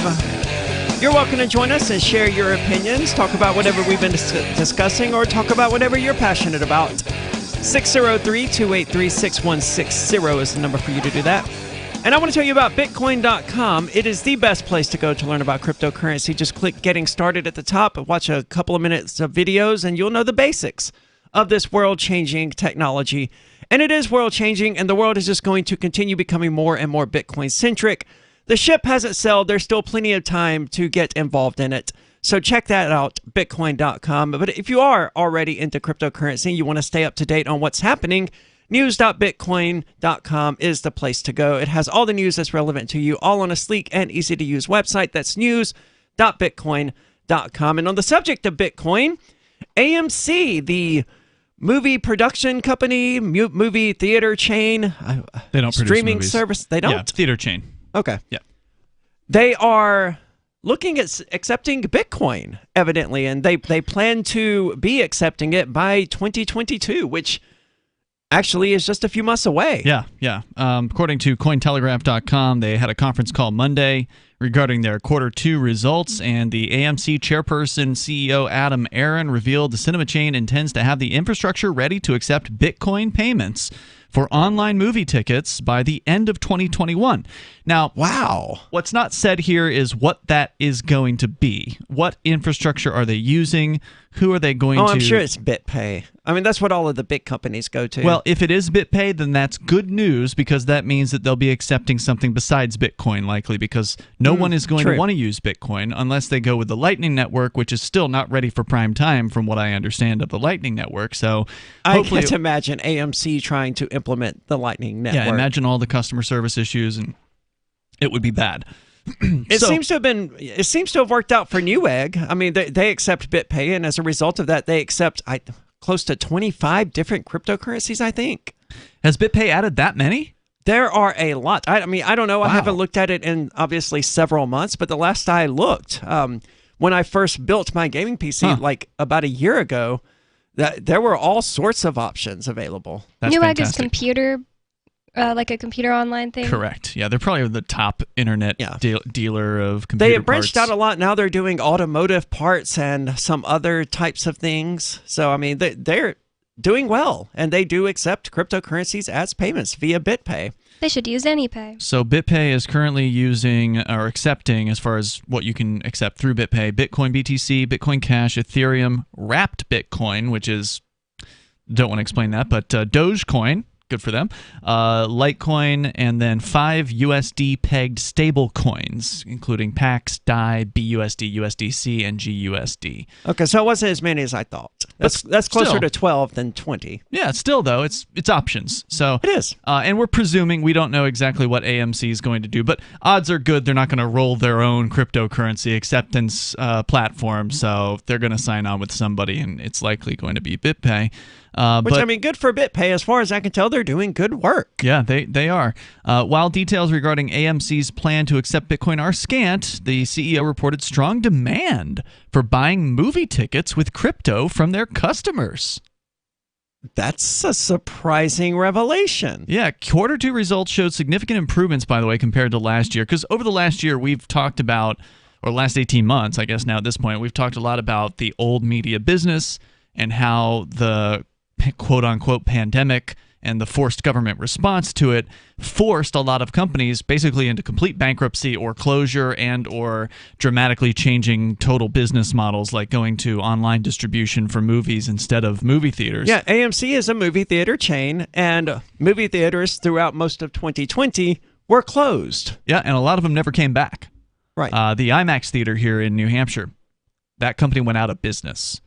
Now, from what I have heard, rumors that there might be a company buying the property and they may, try to make it live again. But that company itself closed all of their theaters and they're gone. So, and they're not the only. Well, they had no revenue. Yeah. So, what choice did they have? Q2 results showing significant improvements compared to last year, reporting $444 million in revenue compared to Q2 of 2020, which was only 18.9. So significant improvements. Yeah, there's been a bit of a comeback. Now their net losses also declined, so they're still losing money. $561 million is what they declined from to $349 million.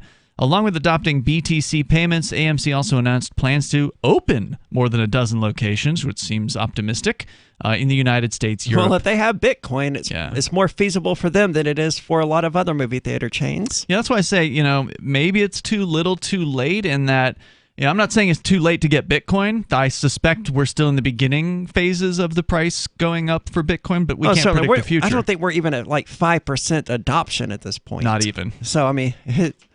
if 5% generate enough demand to take it to $62,000 or whatever it peaked at, then I can only imagine what 30% of the population demanding and using Bitcoin is really going to drive the price up too, but it's probably $500,000 per Bitcoin or something like that. So yeah, like you said, the real revelation of this story is that customers are demanding this. Yeah, and that AMC is surprising. Responding. Enough customers have asked AMC to use Bitcoin that AMC was like, okay, yeah, we'll do it. Yeah. And by the end of this year.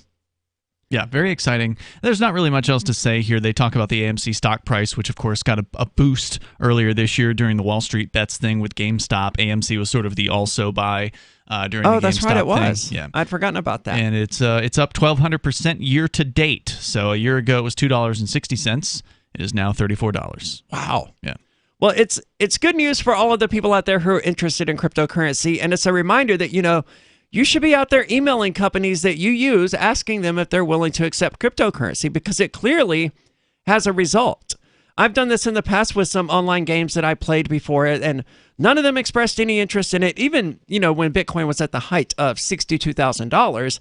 However, if enough people did that, they would change their minds, because that's what it takes to get cryptocurrency adopted, is people going in and asking business owners, emailing businesses saying, hey, would you be interested in taking cryptocurrency? If enough people do that, then they ultimately will. And I think you're going to have more success now than ever before, because obviously crypto is now a serious competitor to, on the financial field. Whereas 5 years ago, anyone could blow it off like, what's this thing? It's just an internet fad. But now it's clearly not a fad. It's clearly got staying power. It's now over $40,000. $46,000, I think, today is the price of a Bitcoin. So it's tremendously successful. And if a 101-year-old company, which is AMC, founded in 1920, wow, if they can almost as old as the Federal Reserve, the fiat currency that is currently being destroyed by the U.S. government and the Federal Reserve. If this old company can figure this out, this dinosaur can figure out, okay, let's do this, then you can do it too. Get with the program. I look forward to seeing the world where, you can subscribe to someone on YouTube or whatever by using cryptocurrency, or where you can buy a game from Microsoft Xbox using cryptocurrency. Oh, I commented on my favorite YouTuber the other day. I was like, you should put up a QR code for donations. I'd donate to you. Mm-hmm. I just love him. Well, then there's also Odyssey, which does allow you to actually tip your favorite creators. That's true, directly in library credits, I assume. And you can also use dollars. Oh, okay. They've got a new dollar tipping system, which goes through... Which provider is that? I forget. Anyway, I think it's Stripe. One of the big ones. Yeah, Stripe. Yep. I don't know how I knew that, but didn't know that off the top of my head that they were accepting USD tips. But it's strange how brains work. But anyway, this is good news. Yeah, good luck to AMC. I mean, I hope this keeps them alive. It seems like it would, man. I like movie theaters. I don't go to them often. Yeah. But, I like the fact that they exist still. Well, it's got to be better for them than accepting USD, because Bitcoin is steadily going up and USD is steadily going down. Yeah, well, that's the thing. Bitcoin, you can't say it's steadily going up because it goes up and down constantly, but over time it's tending towards going up. Yes. The dollar is going to go down in value. You don't know what's going to happen to Bitcoin, but at least it can go up. Whether it will or not, we can't predict the future, but we can predict with all certainty that the dollar will go down in value. And Guarantee it. That's the issue with fiat currencies. Like, governments just print them and create them and destroy them. We need competition. Stop calling it fiat. Yes, apparently someone is very upset about that. That's coming up. On March 16th this year, government task forces violently raided the New Hampshire Bitcoin Embassy, the Mighty Moose Mart, the homes of Aria DiMezzo, Andy and Renee Spinella, Colleen Fordham, a grandmother, and perhaps most relevant, the studios of Free Talk Live. The Crypto Six were arrested. 4 were released on bail conditions, but Ian Freeman was held hostage for 69 days. Rich Paul, also known as Nobody, remains captive. We've consulted attorneys who say no crime even appears to have been committed. But that didn't stop the Joint Thug Task Force from ripping out wires from our broadcast stacks, taking Free Talk Live off the air, resulting in a violation of our and your First Amendment rights. You can visit thecrypto6.com to help, but as importantly, contact other media and tell them about this outrage. This case is likely to set precedent for cryptocurrency use well into your future. Help our fight for liberty and financial freedom at thecrypto6.com. There are basically two types of advertising, direct response and branding. Radio's great for direct response with its low cost to listener ratio, but audio can't be beat for branding, which is a longer term endeavor. You want to be the first thing that someone thinks of when they think about your product or service. If you have a local business that you want kept top of mind in your community, call the station. If you need national reach, Free Talk Live's got around 200 radio stations, millions of monthly listening sessions, can suit all budgets, and if we don't think we're right for you, we'll tell you. Email me, mark@freetalklive.com.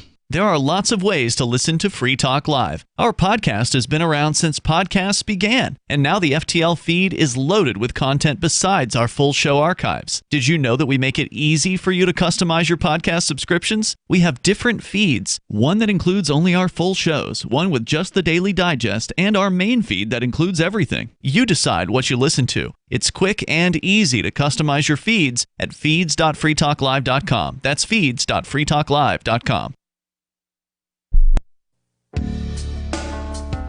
Hi, I'm Montel Williams. Most of you know me as a talk show host, but I'm also an author, actor, single father of 4, a fitness writer, avid snowboarder, and I'm also a medical marijuana patient. Like many of the million people who are living with multiple sclerosis, I'm in pain every single day. And sometimes my nerves are so raw that if you brushed up against me in an elevator, I'd scream. I can't sleep at night from the pain, and sometimes the spasms in my legs are so intense they will wake me up throughout the night. I've tried the strongest prescription medications available, and I'm going to tell you, they do not work. In fact, they leave me in a stupor, and most of the time, it's impossible to even live your life. Now, I've tried medical marijuana, and I'm going to tell you something, it works. If you'd like more information about medical marijuana, you can contact the Marijuana Policy Project at mpp.org or call 1-877-JOIN-MPP.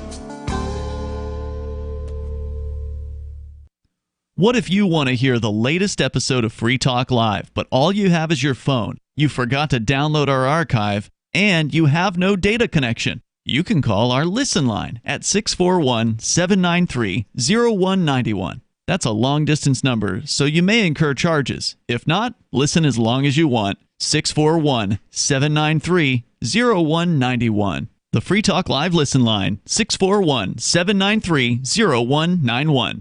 Looking for a great real estate investment? Consider New Hampshire, which is ground zero for the Liberty Movement. Your first call should be to Mark Worden from Porcupine Real Estate. He's more than just a real estate agent. He's your New Hampshire concierge. Where are the best places to live? Do you want farm, city, the burbs, or forest? Do you want a duplex or multifamily building so that renters pay your mortgage? There are homes in all price ranges in New Hampshire, and Mark can help with financing too. Invest in liberty and property. Mark Worden can help. PorcupineRealEstate.com.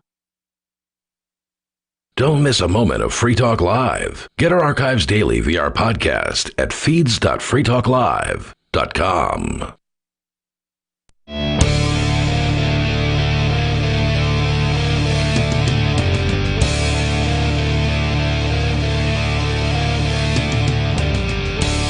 It is Free Talk Live. You can join us, 603-283-6160. If you want to do that, that's 603-283-6160. And you know, this guy's upset that we call it fiat currency when we talk about the USD, but you know, it just occurred to me, would he prefer we call it flat currency? Because that's what a lot of people do, including news reporters who talk about things like, you know, the Crypto 6. They're so clueless on the subject that they don't even know that the word is fiat. They're misreading it. Yeah, I mean, they just see it and they think it's flat. Do you really want to take your news from someone who doesn't have the basic understanding of what they're talking about to even know what a fiat currency is? Yeah, your average reporter probably has no idea. They're dollars. They're flat. Well, they are flat. That's true. Their value isn't flat, though. And, you know, I sympathize with them to an extent because when I first saw the word fiat, I also thought it was flat. Because it at a glance, yeah, it could look that way. But it didn't take me long to realize that no, it's fiat, and fiat means by decree, and that's what makes it a fiat currency, is that the government has decreed it to be the currency of the land. So it is by definition a fiat currency. But this person, whoever it is upset that we're presumably besmirching the great name of the USD by having the audacity to call it a fiat currency? Yeah, I've been holding on to this one for a few weeks now because it's pretty entertaining. The actual headline here is from Financial Times, which thanks to archive.today for helping us get past some of these pesky paywalls out there. Financial Times, and the author is Brendan Greeley. Headline, "Let's all please stop calling dollars fiat money." Please. But it is fiat money. Currencies are not memes that only have value because the government say they do. That's the subheader. But it does only have value because the government says it does. Well, let's let him make his argument here, okay? I mean, okay, I will let him make his argument, but so far, I think he's an idiot. Sometimes it's possible to simplify something too much. More than a decade ago, Ben Bernanke, then chair of the Federal Reserve's Board of Governors, sat down for an interview with 60 Minutes, the television show that important Americans call when they have important things to say. Bernanke. That's just a weird thing to say. Does anyone watch 60 Minutes anymore? Now, is this tongue-in-cheek? Like an 80-year-old grandmother, maybe? Bernanke was explaining how the Fed had responded to the financial crisis. When he got to the asset purchase programs, the host asked whether the Fed was spending taxpayers' money. Quote, "It's not tax money, he said. The banks have accounts with the Fed, much in the same way that you have an account in a commercial bank. So to lend to a bank, we simply use the computer to mark up the size of the account that they have at the Fed." Unquote. So they just generate the money out of thin air like we were talking about earlier. They just say, okay, well, you have $1 million now instead of $600,000. And the host asked him whether the Fed had been printing money, and Bernanke said, well, effectively. Yes, but not much of it is actually, I think like 3% of the actual money supply is actually physically printed. And that's what he meant when he said effectively, is we're incrementing numbers in a computer. The numbers which makes it easier than ever for them to just inflate the ever-loving hell out of the currency, because now they don't even have to print it. They just have to add a few zeros to a spreadsheet. Yeah, printing it would be too much work. And cost more money. Yeah. You know, as Venezuela learned and had to start, outsourcing the printing of their money to a different nation. Well, remember last we saw, I think it was the cost of minting a penny is like 3 cents or something like that. So it's a loser to actually mint the pennies. Now, technically, I think that's the Treasury that does that. The U.S. Mint, that's different from the Federal Reserve, but they're all somehow tied in. I don't know how all that. It's all very confusing. I have a wheat penny in my car. Is it worth 3 cents, maybe? I doubt it. What is a wheat penny? It's from 1944, and it has a picture of wheat on the back instead of, I think it's the capital that it usually has on the back. Does it actually have copper? I guess so. If it's 1944, it's actually copper. Know. I have no idea. I don't know. At any rate, it's probably worth more than a 2020 penny. I always give them to my dad, but he lives in another state. It still ain't worth bending over for. No. Whatever it is. It's a penny. It actually fell in between my seats. I'm convinced that whoever invented the penny and whoever continues keeping them in circulation is a misanthrope who just absolutely hates human beings. Tortures people. Yeah, because they're not worth it to bend over and pick up. But their profile is so small that they're impossible to just sweep up off the floor, meaning it forces you to pick it up and throw it into the trash where it belongs. So it is like it's not worth bending over and picking up, but it's designed to force you to bend over and pick it up. And it's not worth printing anymore, but they keep doing it. Of course they do. So the story here again continues. It's an opinion piece, the Financial Times. He wasn't wrong, of course. He's Ben Bernanke. You might disagree with his policy choices, but he certainly knows how money is created. That quote from 60 Minutes, though, still comes up often more than a decade later. When Bernanke simplified what the Fed does, he confirmed for a lot of people the deeply mistaken idea that the Fed simply magics up dollars out of nothing and then, by fiat, says, there, that's money. Okay, but isn't that exactly what they do? That's what Ben Bernanke literally just said they do. There's a problem with the word fiat. We use it to describe our current monetary system. Then we teach undergraduates that the word comes from the Italian for decree or edict. We tell them that fiat money is a social convention. It has value because the government says it does and everyone agrees. Cameron Winklevoss, co-founder of the crypto exchange Gemini, says that, quote, all money is a meme, unquote. That's what he was taught at Harvard while he was doing the other thing he's famous for. They're referencing Facebook. This is unfortunately not at all how money works, says the author here. The first description I could find of money as fiat comes from John Stuart Mill, the English philosopher, in Principles of Political Economy. Mill proposed a hypothetical. Suppose a government began paying salaries in a paper money that couldn't be converted on demand into silver or gold, because back then, paper money was convertible into silver or gold. So this guy was promoting an idea that was a new idea. The value of that money, he wrote, quote, would depend on the fiat of the authority, unquote. Well, yeah, if the U.S. Department of Treasury were to print up carnival tickets, spend them into the economy, and call them dollars, the value of those dollars would depend on the fiat of Congress. But that's not what the Treasury does, and that's not what a dollar is. He says if you live the value isn't determined by fiat. The value is determined by how much of it is in circulation and how much demand there is for it. Congress doesn't set the value of the USD. The market does, whether Congress likes it or not. It's also not, the value isn't set by the design on the dollar. If they started printing out carnival tickets, it would be exactly the same. Correct. If you live in the U.S., the dollars you use most often in your daily life are bank dollars. Your bank creates them, to come back around to the discussion we had earlier, when it loans you money, then deposits them in your account. Bank dollars don't have value just because your bank says they do. Your bank has regulators poking into its books to make sure those loans are sound assets with decent returns. And your bank pays premiums to the FDIC. Did this person miss the 2007 recession that was caused by banks having a bunch of loans that were bad loans? Yeah. Well, now everything's okay. Oh, that's you can right. trust your bank now. Obama fixed everything. I forgot. And your bank pays premiums to the Federal Deposit Insurance Corporation to guarantee your deposits in case it fails anyway. If bank dollars are just a social convention, a meme, then your mortgage is just a meme too. Well, yep. It kind of is, yeah. Especially when you don't have to pay it. That's true, and it's all based on the dollar, so, it's... I mean, banks have been sued over this in the past. The First Bank of Montgomery versus Jerome Daley. Of course, they've closed these loopholes now, but he argued before the court that, they didn't actually put up any consideration for the property. They just invented the money on the books. And so, therefore, he shouldn't... And so, yes, so they couldn't foreclose on him, and the judge actually agreed and sided with them. But really? Yes, this was back in, the 30s, I think. Oh, wow. And, all of those loopholes have since been closed, obviously. Yeah, I think what you guys pointed out here is the most important point, is that this guy thinks that fiat means that the government determines the value. And that's what he's arguing against, and he's not wrong about that point, but that's not really what he's not grasping, that the market actually decides. Yeah, the government just says, this is your money, and then the market decides how much that money is worth. Right.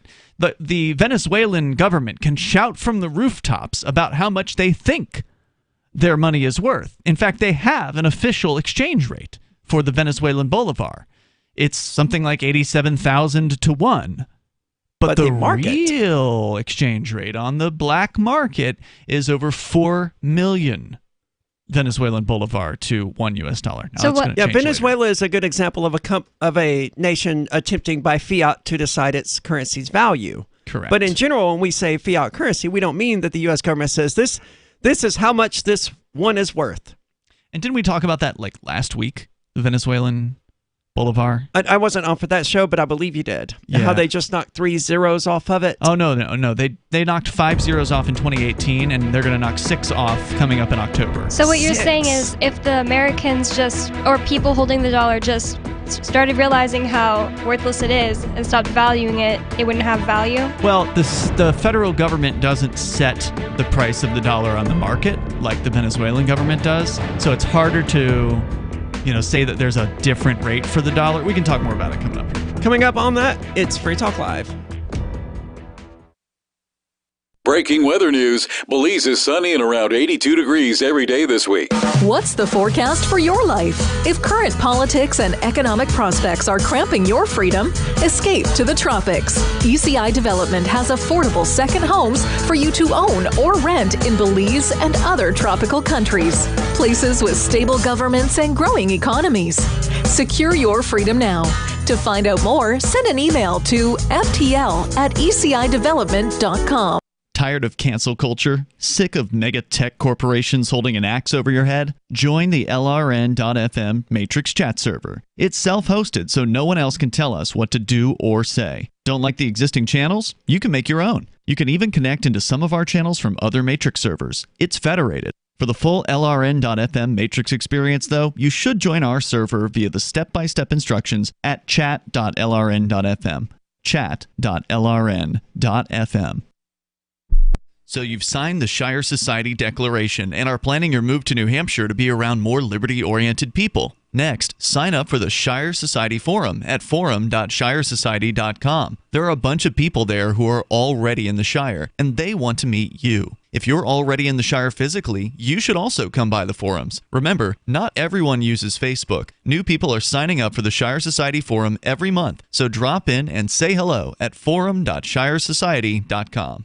Some of you asked, and now we've delivered. LRN.FM's live Keene, New Hampshire studio shows are now streamed in HD on Twitch. Visit our channel at twitch.lrn.fm and give it a follow. If you have Amazon Prime, you get one free subscription on Twitch. If you use it on our channel, Twitch will give LRN.FM a monthly piece of your Prime subscription cost. So please watch, follow, share, and subscribe to twitch.lrn.fm. That's twitch.lrn.fm. You're listening to the live edition of Free Talk Live. Hour number 3 is next after the news here on the Liberty Radio Network at LRN.FM. From Feature Story News in Washington, I'm Rebecca Foster. The White House says no outcome of the conflict in Afghanistan should be considered inevitable, and Biden administration officials are again insisting that Afghan forces have both the training and the equipment needed to beat back the Taliban offensive in the country. The Taliban now control 9 separate provincial capitals, and intense combat is taking place for the northern stronghold of Mazar-e-Sharif and the southern city of Kandahar. Simon Marks reports from Washington. As Afghan cities fall like dominoes, White House Press Secretary Jen Psaki insists the country's armed forces have been sufficiently equipped and trained by departing U.S. troops to win the battle for control of the nation. They have what they need. What they need to determine is if they have the political will to fight back. But U.S. intelligence agencies are apparently concluding that they don't. Officials warning that Taliban forces will reach the capital Kabul in the next 60 days and take the city within 3 months. Canada is calling for the unconditional release of businessman Michael Spavor from Chinese custody after he was sentenced to 11 years in jail by a court in the city of Dandong on Wednesday. Mr. Spavor was convicted of espionage and he's been in Chinese custody since 2018. Canada maintains he's being held in retaliation for the arrest in Vancouver of a top executive with telecoms giant Huawei. Sudan says it will hand over its former president, Omar al-Bashir, to the International Criminal Court. He's accused of genocide, war crimes, and crimes against humanity in Darfur in western Sudan. FSN's Coletta Wanjohi reports. Prosecutors at the International Criminal Court accuse Omar al-Bashir of masterminding attacks in the Darfur region. Rebel groups took up arms against the government in Khartoum over grievances of land and historical marginalization. Then President al-Bashir is accused of backing a militia called Janjaweed, which used aerial bombings and raids. It is also accused of mass killings and rapes. Arrest warrants for Bashir were issued by the ICC in 2009 and 2010, but were later suspended. Bashir ruled Sudan for 3 decades before being ousted in 2019. And looking at markets, the Dow hit yet another record high close following a better-than-expected report on U.S. inflation. Here's Sarah Walton from New York. The Dow rose 220 points on Wednesday, while the S&P also hit an all-time high, up 0.3%. Meanwhile, the Nasdaq ended the day down 0.2%. It came as consumer price index data for July showed prices rose by a seasonally adjusted 0.5%. That's less than had been expected and also shows a slowing since June. Also on Wednesday, oil prices dropped briefly after the White House called on OPEC to increase oil production to meet increased demand prompted by the recovery from the COVID-19 pandemic. From bureaus worldwide, this is FSN. With FSN Spotlight, I'm Simon Marks, looking again today at the situation in Afghanistan. President Biden on Tuesday said he has no regrets about ordering the US troop withdrawal and indicated the future is now contingent on the willingness of Afghan forces to stand up and fight the Taliban in a bid to save the country. They've got to fight for themselves, fight for their nation. They've got to want to fight. But many observers believe even if they find the will to fight, the Afghan armed forces simply aren't up to the task. Aaron David Miller is a former Middle East advisor and negotiator at the State Department. He worked under both Democrat and Republican presidents. He's now with the Carnegie Endowment for International Peace and doesn't think the current Afghan government can be saved. There's no doubt that Taliban emerges as the most significant military and perhaps even political force in the country. You now have a vacuum, a commitment by the United States to leave, a bold and courageous decision by Mr. Biden, but it's a tough one. So I think we're talking, I mean, in terms of the clock, I think we're probably talking about a year until you could actually see the prospects of Kabul falling. President Biden has sent a special envoy to Doha to urge the Taliban to end their military offensives. It's far from clear that having captured so much terrain already, they're in a mood to listen. With FSN Spotlight, I'm Simon Marks. And the top news again. As the Taliban continues to make gains, the White House says no outcome of the conflict in Afghanistan should be considered inevitable. Canada is calling for the unconditional release of businessman Michael Spavor from Chinese custody after he was sentenced to 11 years in jail. And Sudan says it will hand over its former president, Omar al-Bashir, to the International Criminal Court. And that's the latest from Feature Story News. Rebecca Foster reporting.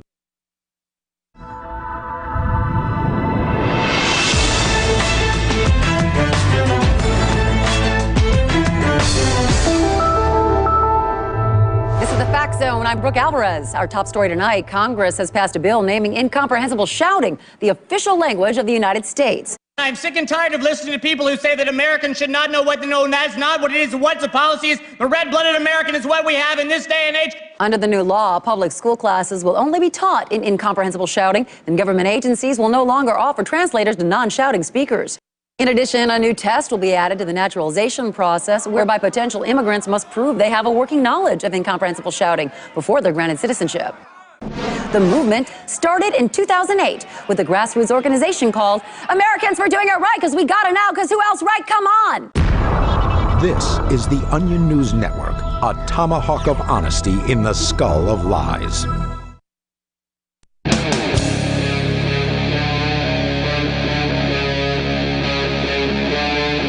Free Talk Live.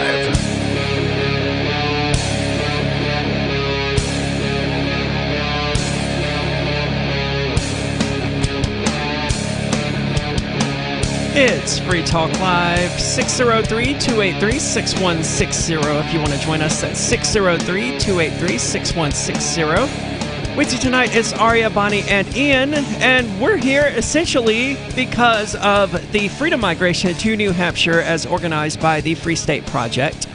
And one of the things that we're major advocates of here is secession from the United States, because the United States is just a mess at this point. It's out of control, it's tyrannical, and it's absolutely absurd to have a large population of people in California ultimately determining who is going to be the ultimate ruler over the people of New Hampshire. I think when anyone gives serious consideration to that, they realize how absurd it really is. And I hope to see secession relatively soon from the United States. I don't expect to see it, but I hope to see it. I think it could happen in our lifetime. I think there's significantly more support for secession in New Hampshire than we probably realize. I mean, I hope so. A lot of the New Hampshire natives are distrusting of the federal government. Yes. That's part of their nature. Their nature, yeah. And, then the Free State Project came along and just sort of pushed them further in that direction, if anything. So I think there's lots to look forward to in the near future. But let's go to the phones. We've got El Conejo calling. You're on Free Talk Live. Hey, guys. Yeah, I just wanted to say I made it to the Porcupine Freedom Fest, and it was one of the most amazing experiences in my life. Why? I just vibed with everyone, and, well, it was just, I walked around with just a deep-seated contentment because everyone was on the same page for once, and since, I don't know, when did America die? September 11th, 2001?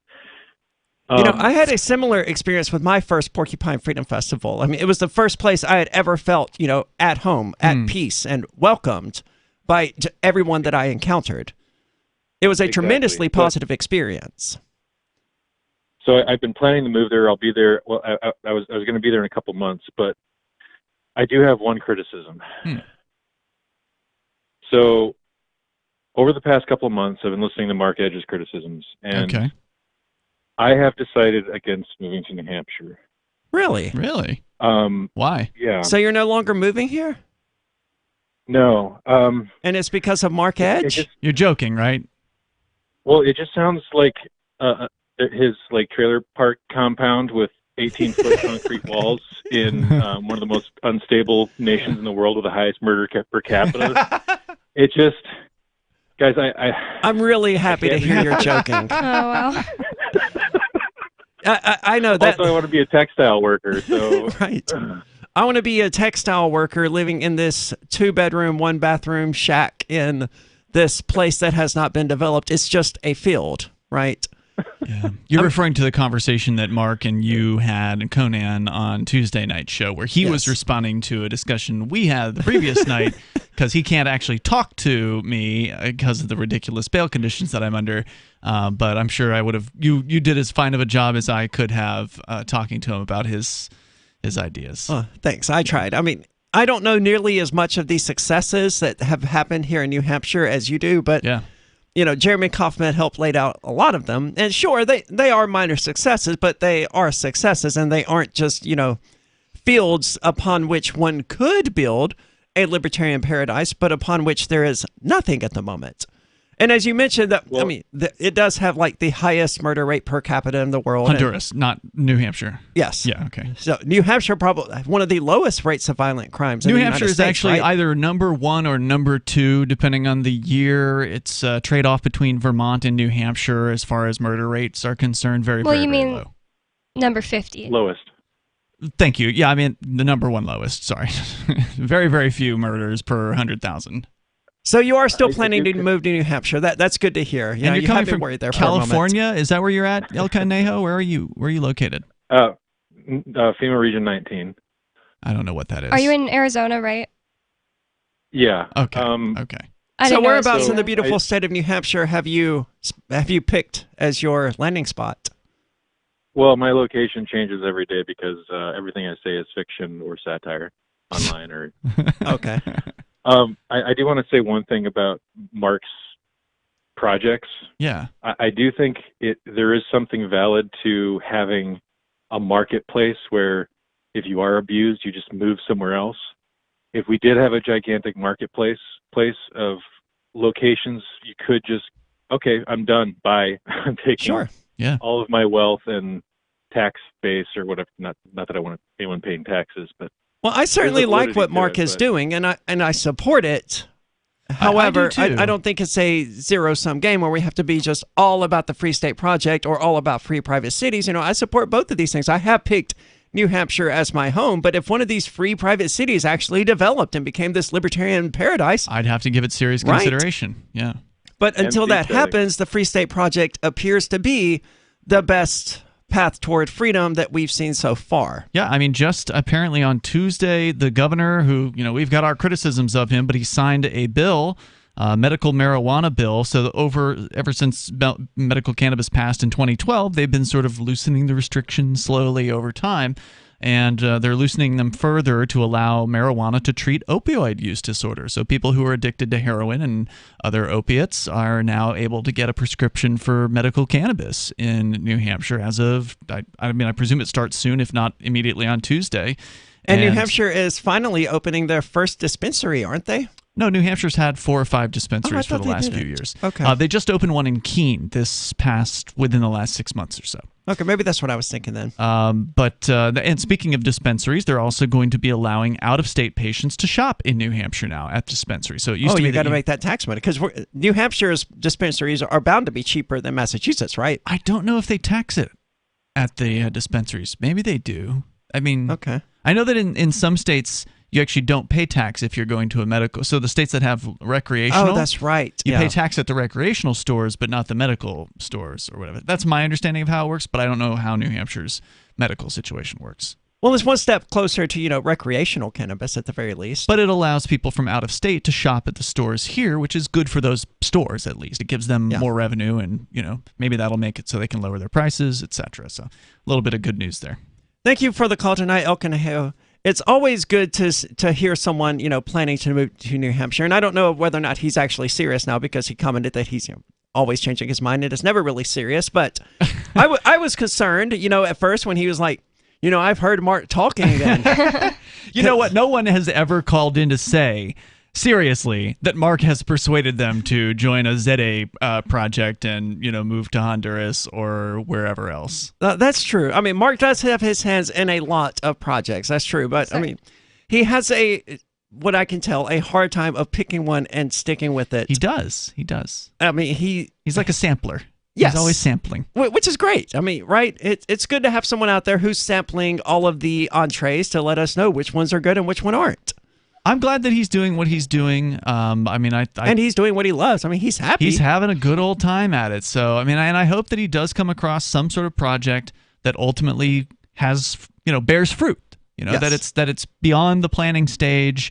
And supposedly there is one that's actually starting here and there, but it's still not ready for prime time yet. Because I don't think most people want to move to a place and have to do all of the groundwork. They want to, like you were talking about this to some extent with him, is like you don't want to move to a third world place. You'd rather have some of the amenities and the comforts. Yes. But it may be true that if you move out in the middle of the woods and you build your own shack, as long as as long as you aren't violating somebody else's property like River Dave, you're probably not going to get thrown off the land, or you're not going to have your house burned down. Just pay the government, and they'll leave you alone for the most part. And that's kind of what Mark's doing, except in like Honduras or something. They want to pay the government in the hopes the government will leave them alone, and maybe they will. Well, going back to El Conejo's first comment about PorkFest, I've never been to a PorkFest still, but that is the same feeling I got when I first met all of you guys here, and I moved here. I felt like, I can actually be myself around these people. It's really relieving feeling. So it's a nice feeling. It's a great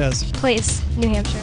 And the libertarians here are just tremendously inviting. They like to say, welcome home when people move here, which I'm not a fan of because it feels kind of culty and kind of cringy. But, realistically, they do treat you like family, and New Hampshire is great.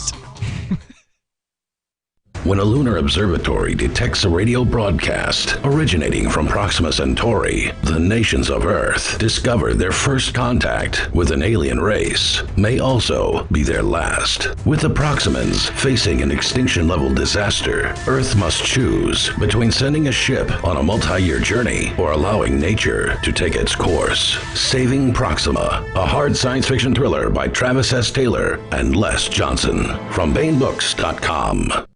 Are you tired of governments murdering people around the world?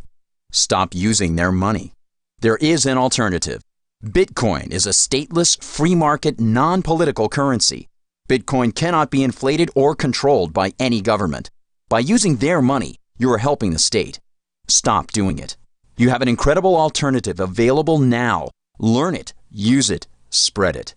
Get started with Bitcoin at bitcoin.com. That's bitcoin.com. Do you feel like your nation, state, or community no longer holds your values? Have you dreamt of a place where people agree that liberty is important and are free to pursue their projects so long as they respect the property of others? There are many people just like you that are discovering freeprivatecities.com. Their social media links are at the upper right of the page at freeprivatecities.com. All skill levels will be needed when the first of the Free Private Cities opens. It's sooner than you think. Stop arguing and build. freeprivatecities.com. Breaking weather news. Belize is sunny and around 82 degrees every day this week. What's the forecast for your life? If current politics and economic prospects are cramping your freedom, escape to the tropics. ECI Development has affordable second homes for you to own or rent in Belize and other tropical countries. Places with stable governments and growing economies. Secure your freedom now. To find out more, send an email to ftl@ecidevelopment.com. Why did you move to the Shire? I moved here to the Shire because there's other people around who take liberty just as seriously as I do. I moved to the Shire because I saw videos of people challenging authority and thought that I could get support myself.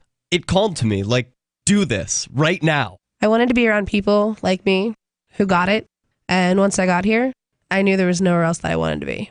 I've always wanted to change the world, so I moved to the Shire to join people who were actually working towards doing the same thing. The people here are awesome, loving, and positive. It was for the adventure and for the feeling of something important is happening here, and I just wanted to come to sort of be part of that. Visit ShireSociety.com to read and sign the Shire Society Declaration and learn the reasons why, if you love liberty, you should immigrate to the Shire. Plus, connect with others via the forum at ShireSociety.com. That's ShireSociety.com. If you want to know the latest about Free Talk Live before we go on the air, all you need to decide is how you want it delivered. It's your choice. Visit news.freetalklive.com to receive our usually weekly news updates by email. Plus, we have a Twitter account at twitter.freetalklive.com, and you can follow us on the decentralized Mastodon platform at toot.freetalklive.com. So please follow us at toot.freetalklive.com and sign up for our emails at news.freetalklive.com. The new 4th edition of Healing Our World, The Compassion of Libertarianism, will take your understanding of liberty to a deeper level and has over 1,300 updated references, new cartoons, and a foreword by Dr. Ron Paul. With discounts for multiple book purchases, the 4th edition of Healing Our World is a great gift for the liberals, pragmatists, environmentalists, and Christians in your life who think libertarianism is cold-hearted. Get yours today at healing.freetalklive.com and use promo code FTL for a $5 discount. We're still not sure why you'd want to watch, but our video feed is streaming nightly for free at cam.freetalklive.com.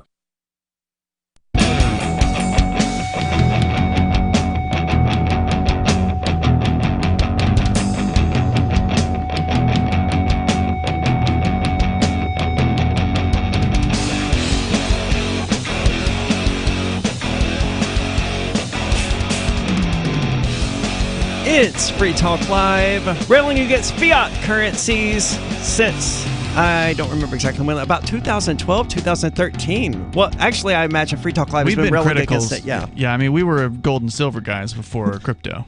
Excellent point. Yeah. Of course, I wasn't back then, but anyway, so once I awoke to the Liberty Movement somewhere around 2008, I think. I didn't know about Bitcoin then, but, you know, I learned from Ron Paul about the issues of the Federal Reserve System and all of the problems that it had. And I've been railing against it since because it's dangerous to have a government. The level of control that a government has by being the issuer of the currency that everyone is by law supposed to use, that's an insane amount of power, direct power over our economic lives. And if you haven't noticed, almost everything you do in life consumes or earns money. Yeah, well, that's another way of looking at money is to look at it as energy, as an energy exchange. Good point. You earn it by putting effort into your life to doing a thing. Some people are more, efficient at earning it than others. But it's basically a reward for energy, and then when you exchange that, you're exchanging it for the energy of somebody else's output, essentially. It's just a way of denominating energy transfer. I mean, just think about what it would take to actually reduce your money usage to actually $0. You would have to turn off all the water, all the electricity, all the everything in your house, and basically just sit outside in the dark in order to be spending zero money at any given moment. And you have to grow your own food and, and so on and so forth. And if you look at the government has direct control over the money that you're constantly using in some capacity. Yeah, and most people, when they look at the tax burden, they do that calculation every year in the United States of Tax Freedom Day, where they calculate based on whatever the average value of somebody who pays taxes over a year, what day of the year are they no longer working for the government as far as the amount of hours, et cetera, that they're pouring into just paying taxes. Right, like if they make $50,000 a year or whatever and they pay $10,000 in taxes, it figures out, how much... What day is it that they've earned the $10,000 that they owe to the government, and after that, they actually have earned the money that they are earning. Right. And so that's one way that you could see that's your energy. They're literally taking not only your time from you, but they're taking your energy from you. They're like a vampire in that way. And when they print money through the fiat system, they're literally taking your value without you even knowing how much they're taking. Because when you inflation is an invisible tax. Correct. It's like they own you. That's exactly what it is. And them owning the money allows them to own you lock, stock, and barrel. Whereas if they don't own the money and they don't have control over the money supply, they don't have as much control over you. And that's why they hate cryptocurrency. Yes, because they can't control cryptocurrency. They can't determine how you can and can't use cryptocurrency. And the fact that there's a guy on Financial Times, which is a fairly influential, you would think an editor who was looking at this article would be like, "Hey, man, so when they say fiat currency, they don't mean that the United States government is setting the value of the currency, right? I mean, it's true that the U.S. government has said $1 is worth $1, but that's a tautology. It's meaningless. It doesn't answer the question about what $1 is actually worth to people. What will it buy? Yes, that's how you measure the value of the dollar. Right. So he talks about how banks can issue money. So it's not just the Federal Reserve. We talked about this earlier in the show as well, that banks can just essentially print money into existence, not with a printer per se, but by incrementing numbers in a computer system when they issue you a loan. They're creating that money from thin air. But they do this under license effectively by the Federal Reserve Bank. Correct. But he uses that as an example to say, oh, well, it's not just the government that makes money, it's the banks that make money. And he says that they're not setting what the value, he says they're not setting the value of this. It's not like by being told by fiat what the value is. And that's true. It's the market that decides that. But he's not seeing it that way. So let me go on. So this is more of his article about why people shouldn't call it fiat money. He says, now take the Fed. It's just a special bank. Like Bernanke said, commercial banks have deposit accounts at the Fed. When the Fed lends them money, it marks up their accounts with dollars that we call reserves. I don't think it's just a special bank was the comforting phrase he thought it was. And it's just a special bank that isn't regulated or controlled or audited by the federal government. Well, I mean, it's probably influenced heavily by the federal government. I think they set a lot of policy. Anyway, just like when commercial banks lend you money, those reserves are a liability for the Fed. But there's a crucial part of the process that didn't make it into 60 Minutes. When the Fed marks up those accounts, it's also buying assets. It swaps 1-for-1 reserves for assets. So when we say the Fed is printing money, we imply that there was nothing and now there's something. Ta-da! But again, that's not at all what happens. No, that's them double dipping. It's them getting money from banks and inventing fake money and using the fake money to buy stuff. Yes. So then they have both the fake money and the stuff that they bought with the fake money. So what does the Fed buy with its printed money? Do you know? They're called treasury bills. Countries? Treasury bills. I like Bonnie's answer better.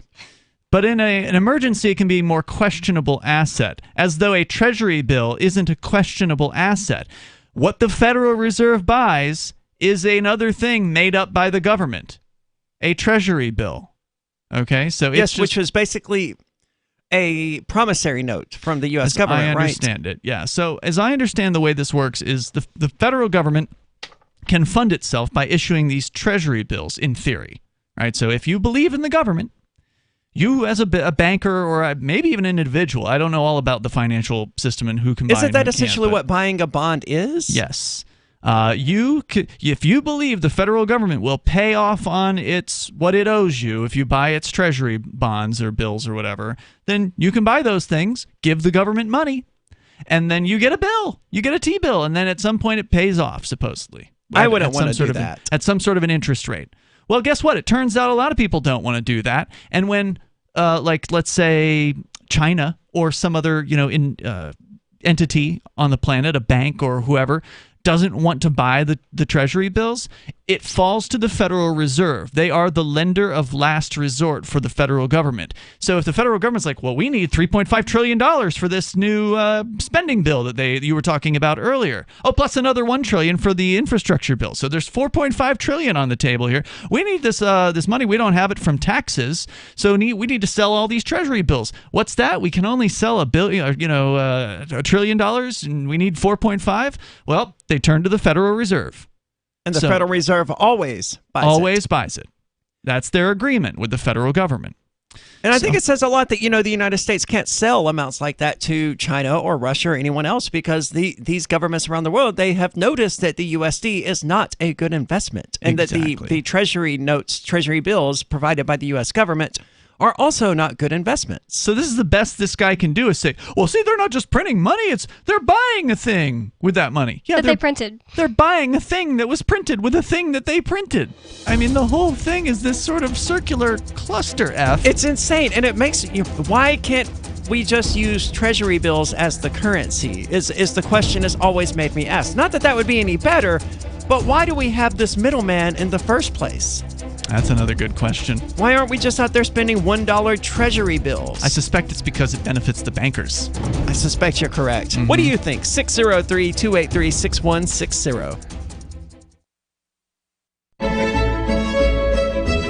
Carl Watner, longtime proponent of a voluntary society, died last December. You may have seen his articles published on his website, voluntarist.com, in his newsletter, The Voluntarist, the Mises Institute, or elsewhere over the last 40 years. His newest book, I Must Speak Out, Volume 2, The Best of the Voluntarist, is now available via Liberty Under Attack Publications. This 430-page second volume spans the years of 2000 through 2020 and includes articles by Carl Watner, Hans Hermann Hoppe, Carl Hess, Benjamin Tucker, George H. Smith, Lysander Spooner, Pete Eyre, Joyce Brand, and many others. I Must Speak Out is for the newly initiated, the veteran voluntarist, or anywhere in between. Buy the book now at libertyunderattack.com/voluntarist. For more great content on building a voluntary society and for Carl's extensive archives, check out voluntarist.com. From Feature Story News in Washington, I'm Rebecca Foster. The White House says no outcome of the conflict in Afghanistan should be considered inevitable, and Biden administration officials are again insisting that Afghan forces have both the training and the equipment needed to beat back the Taliban offensive in the country.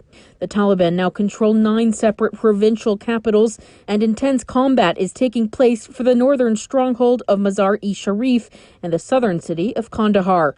Simon Marks reports from Washington. As Afghan cities fall like dominoes, White House Press Secretary Jen Psaki insists the country's armed forces have been sufficiently equipped and trained by departing U.S. troops to win the battle for control of the nation. They have what they need. What they need to determine is if they have the political will to fight back. But U.S. intelligence agencies are apparently concluding that they don't. Officials warning that Taliban forces will reach the capital Kabul in the next 60 days and take the city within 3 months.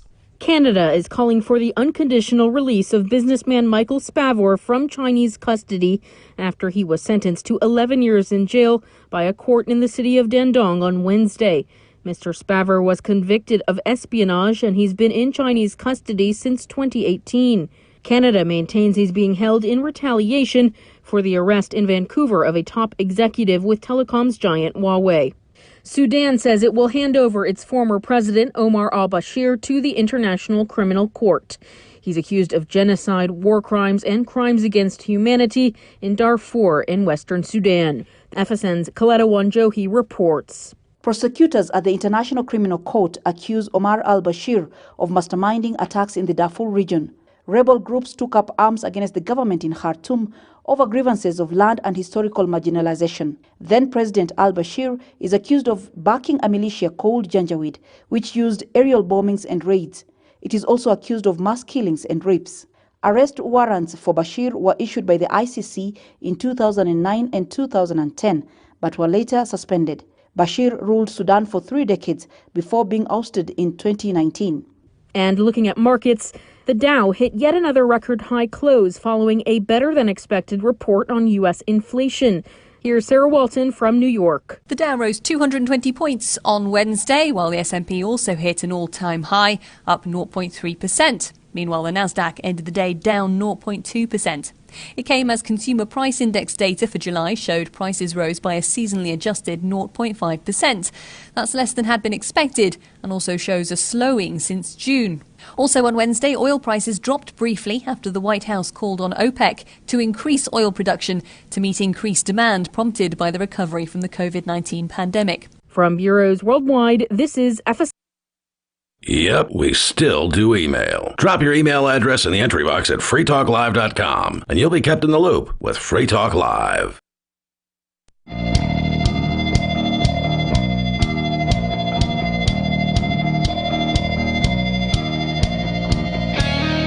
It's Free Talk Live, dissecting one of the most confusing schemes ever known to humanity, and that is the U.S. monetary system, which the average person just doesn't know anything about. I remember when Ron Paul first released his book, In the Fed, I was reading it, and I was at my grandmother's house for whatever reason where my father was living, And I mentioned it to him, and I, started presenting reasons why it would be a good idea to end the Fed. I was just reading this book about it, so it was all fresh in my head. And without knowing anything about it, his response was, I don't know, that sounds like something we ought to keep. And that's probably the average American's response to that. The Federal Reserve? No, that sounds important. We should keep that. And that's even if if they know what Federal Reserve is, right? Most of them don't. As far as they know, I work with people who think the USD is still backed by gold. Wow. The level of ignorance. That's so ignorant.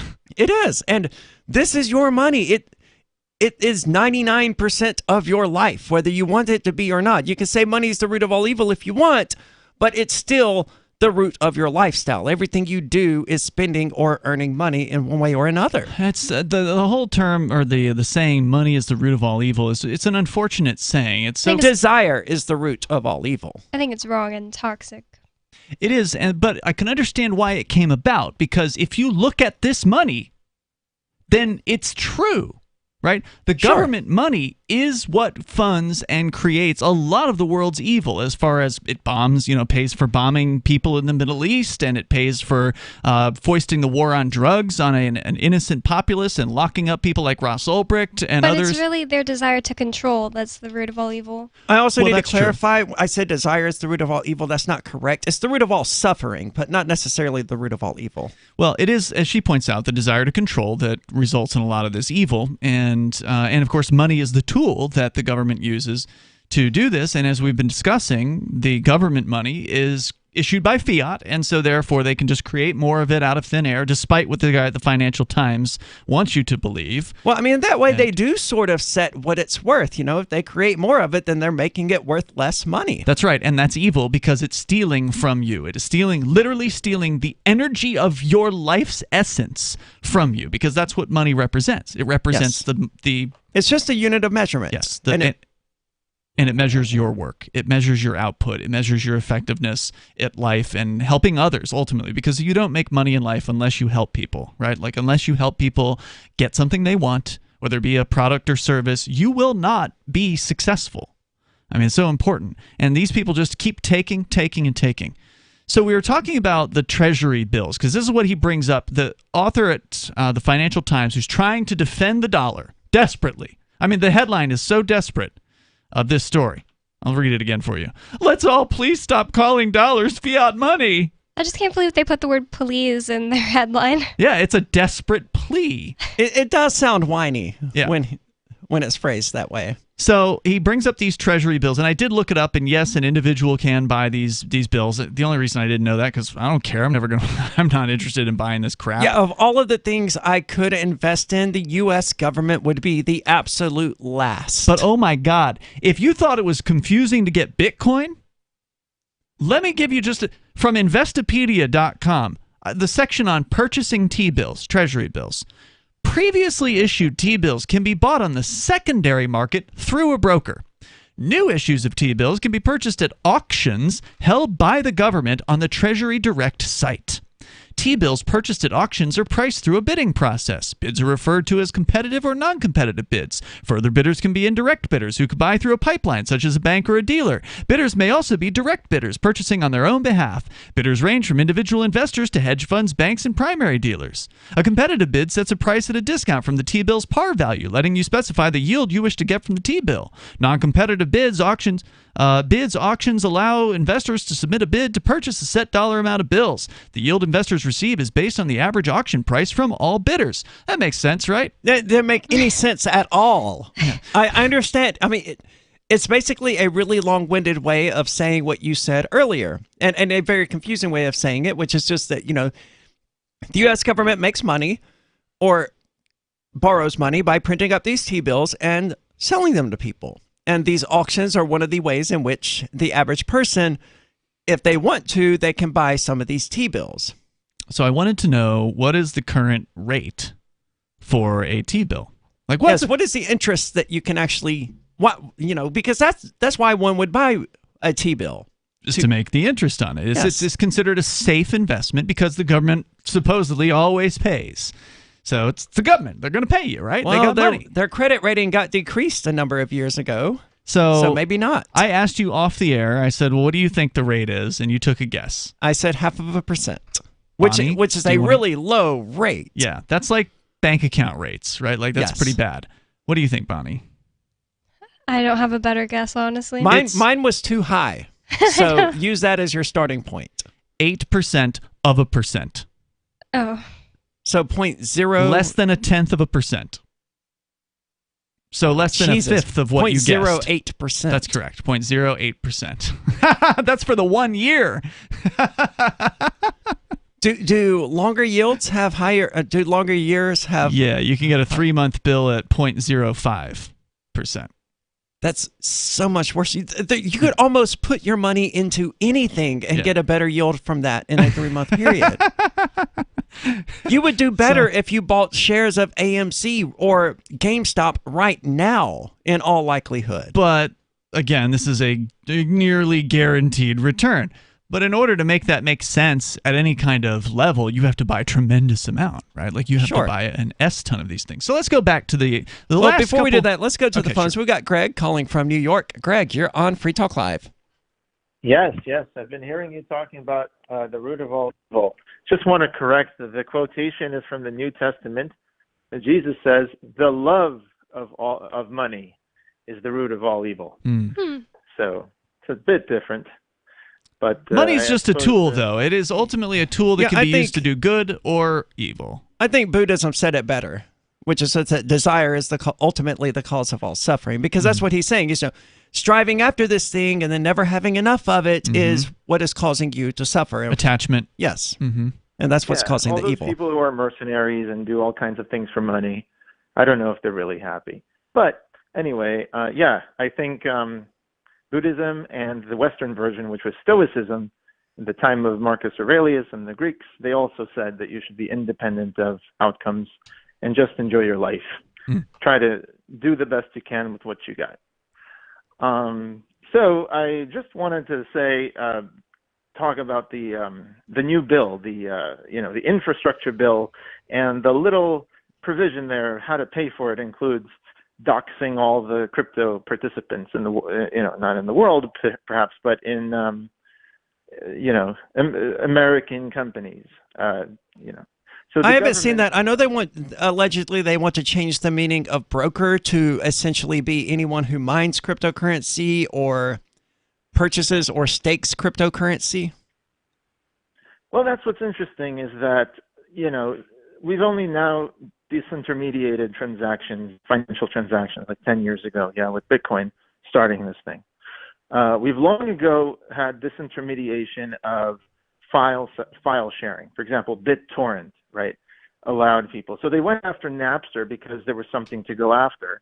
BitTorrent's decentralized, and there's a lot of stuff that goes on there. And there's darknets like Freenet has existed for 20 years, and now there's MadeSafe, which I encourage everyone to look into. MadeSafe out of Scotland, they're building an uncensorable system. Did they finally release a product? It's been so long since I've heard anything about them. I mean, they're constantly improving it. It's weird. They're working almost for 15 years now, and it's on GitHub. You can do stuff with it now. Okay, good to know. I mean, you're absolutely right. When you have a central point of failure for the government to go after, they will go after it. I mean, that's what we saw with the Liberty Dollar that came out a number of years ago. But with Bitcoin, there is no central point of failure. So there's nothing for them to go after. There's nothing for them to take down. Thank you so much for the call tonight, Greg. Excellent points. Bitcoin's also done way better than T-bills. It has proven to be a significantly better investment almost for everyone who has ever had a Bitcoin. It's also way easier to get them. More coming up. It's Free Talk Live.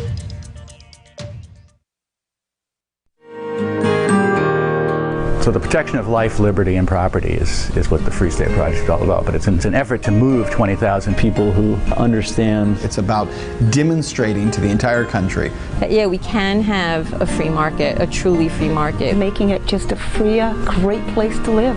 It's the world's largest voluntarist libertarian community, and it's only getting bigger. That's amazing, to be able to move to a place where other people passionately believe in being free and independent. What the Free State Project is managing to do, though, is to put their money where their mouth is. It's physically getting up across the country and saying, let's go someplace and let's demonstrate the power of these ideas. There's a lot of kind of philosophy that surrounds liberty. There's a lot of thinking about it and talking about it. But here in New Hampshire, people are doing it. 101 Reasons Liberty Lives in New Hampshire, a documentary by Free State Project Early Movers. Watch it free at 101reasonsfilm.com. 101reasonsfilm.com. Are you a cryptocurrency advocate? The Crypto Tip is the ideal outreach tool to help new people discover cryptocurrency. It's a printable business card-sized tip that you can give to service providers, preferably in addition to a good cash tip. When the server scans the QR code, it'll bring up an explanation of cryptocurrency, how to install a wallet, and allow them to claim the tip. If they don't claim the crypto, you get your tip refunded to you after a time period you specify. Plus, if they do claim the tip, you get an email alert. Create as many tips as you want at cryptotip.org. That's cryptotip.org.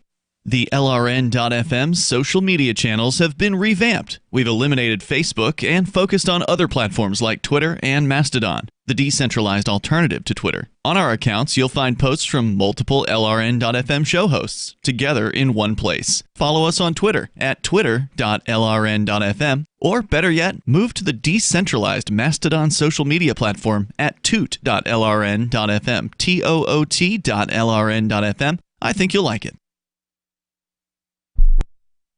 If you're looking for work, there's a piece of paper more important than your resume. It's the cover letter attached if you're snail mailing, or the email to which you attach your resume. Make it 4 short paragraphs. Paragraph 1, say that you're applying for work. The person you're sending to gets a ton of mail about all sorts of things. If you have a password, that's your first sentence.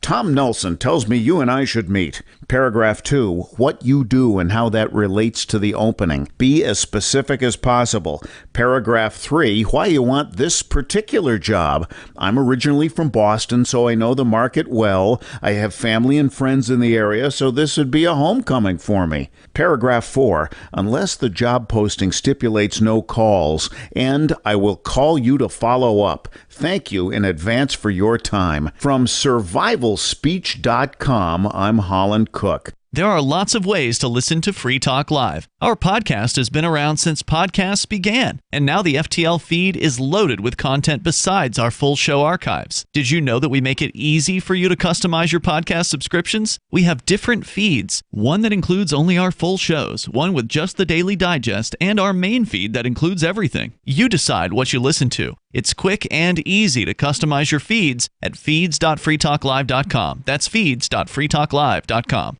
Are you tired of your taxes funding endless occupations around the world? Antiwar.com is run by people who understand that wars abroad become wars at home, wars on our freedoms. Antiwar.com is dedicated to bringing you the latest in news, views, interviews, and reviews from the top movers and shakers in the anti-occupation movement.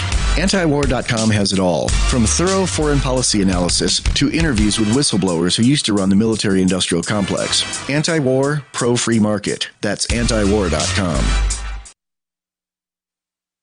Got Telegram? You can follow our channel there and discuss show prep with other listeners at telegram.freetalklive.com.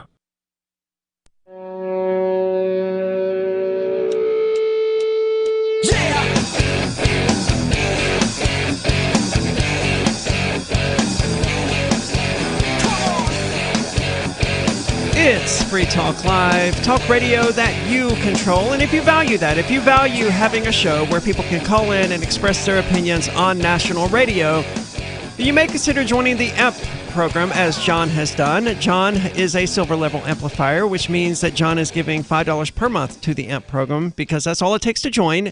And it gets you a number of cool little perks like an AMP-only Facebook group and an AMP-only chat on the Matrix server and some other neat little stuff like that. But really the reason you should join is because you care about the ideas of liberty and you want us to reach a larger audience, because that's what it's for.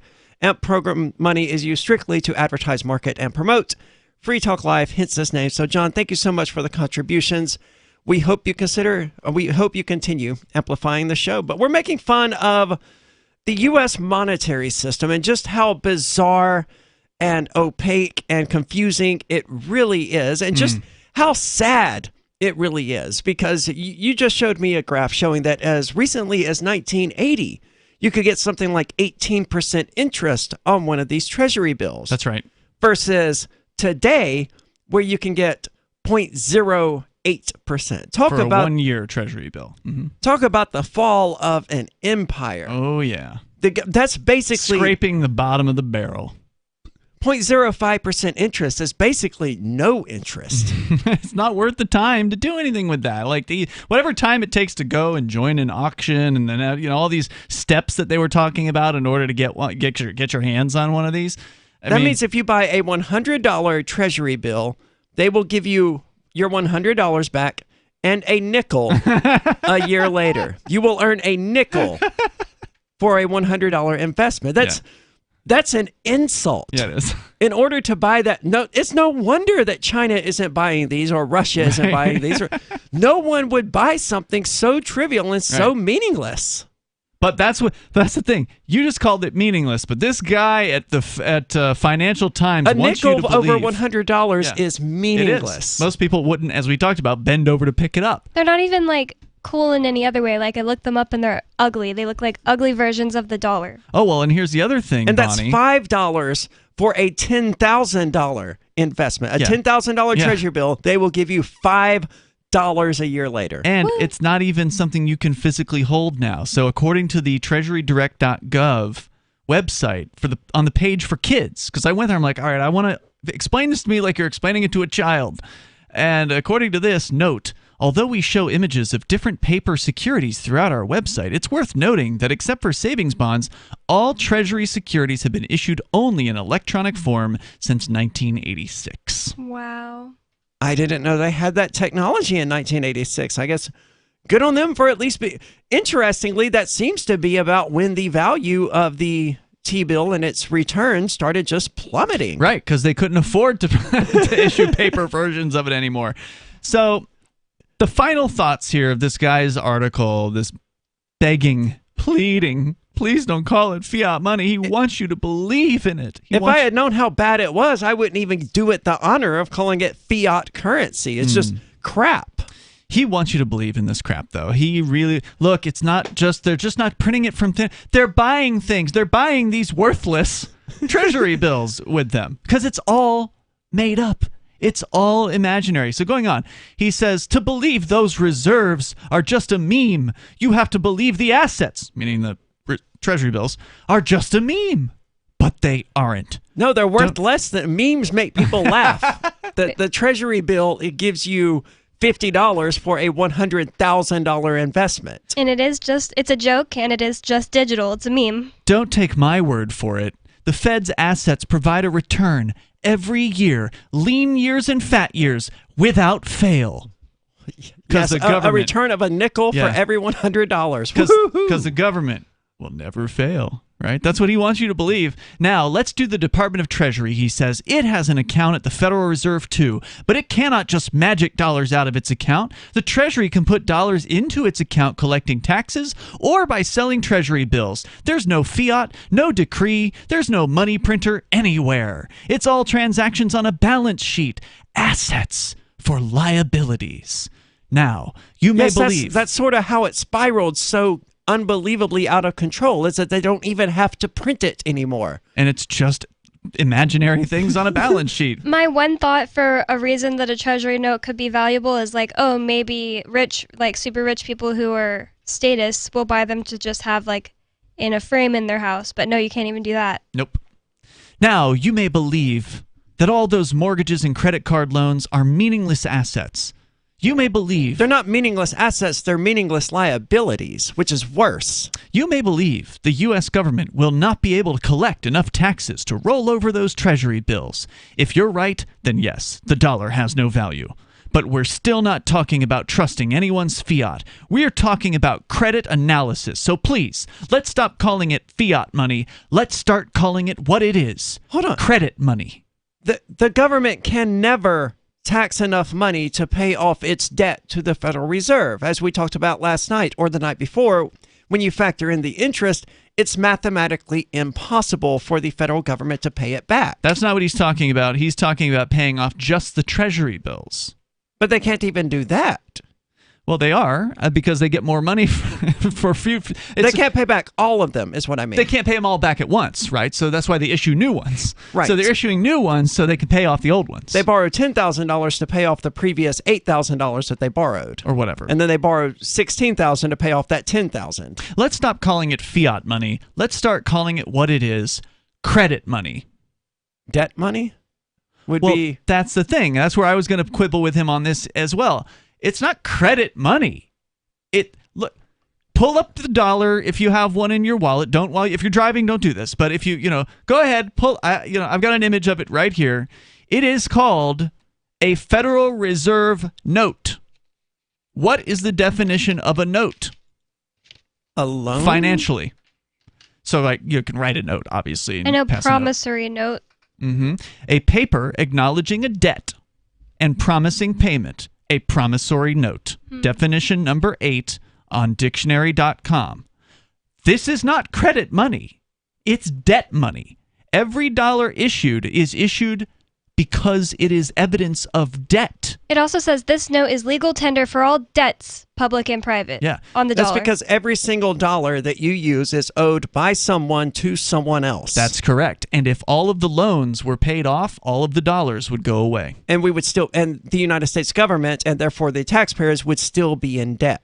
But don't worry, there's almost $29 trillion worth of debt out there, so they ain't paying those loans off anytime soon. I know, I saw that, and I saw that Biden was apparently criticizing the Trump administration for throwing on $8 trillion of that, but it's like, dude, you want to put $3.5 trillion on in addition to the $1 trillion that you want to put on in your first year. Oh, well, don't forget the $2 trillion they already passed for the COVID funds earlier.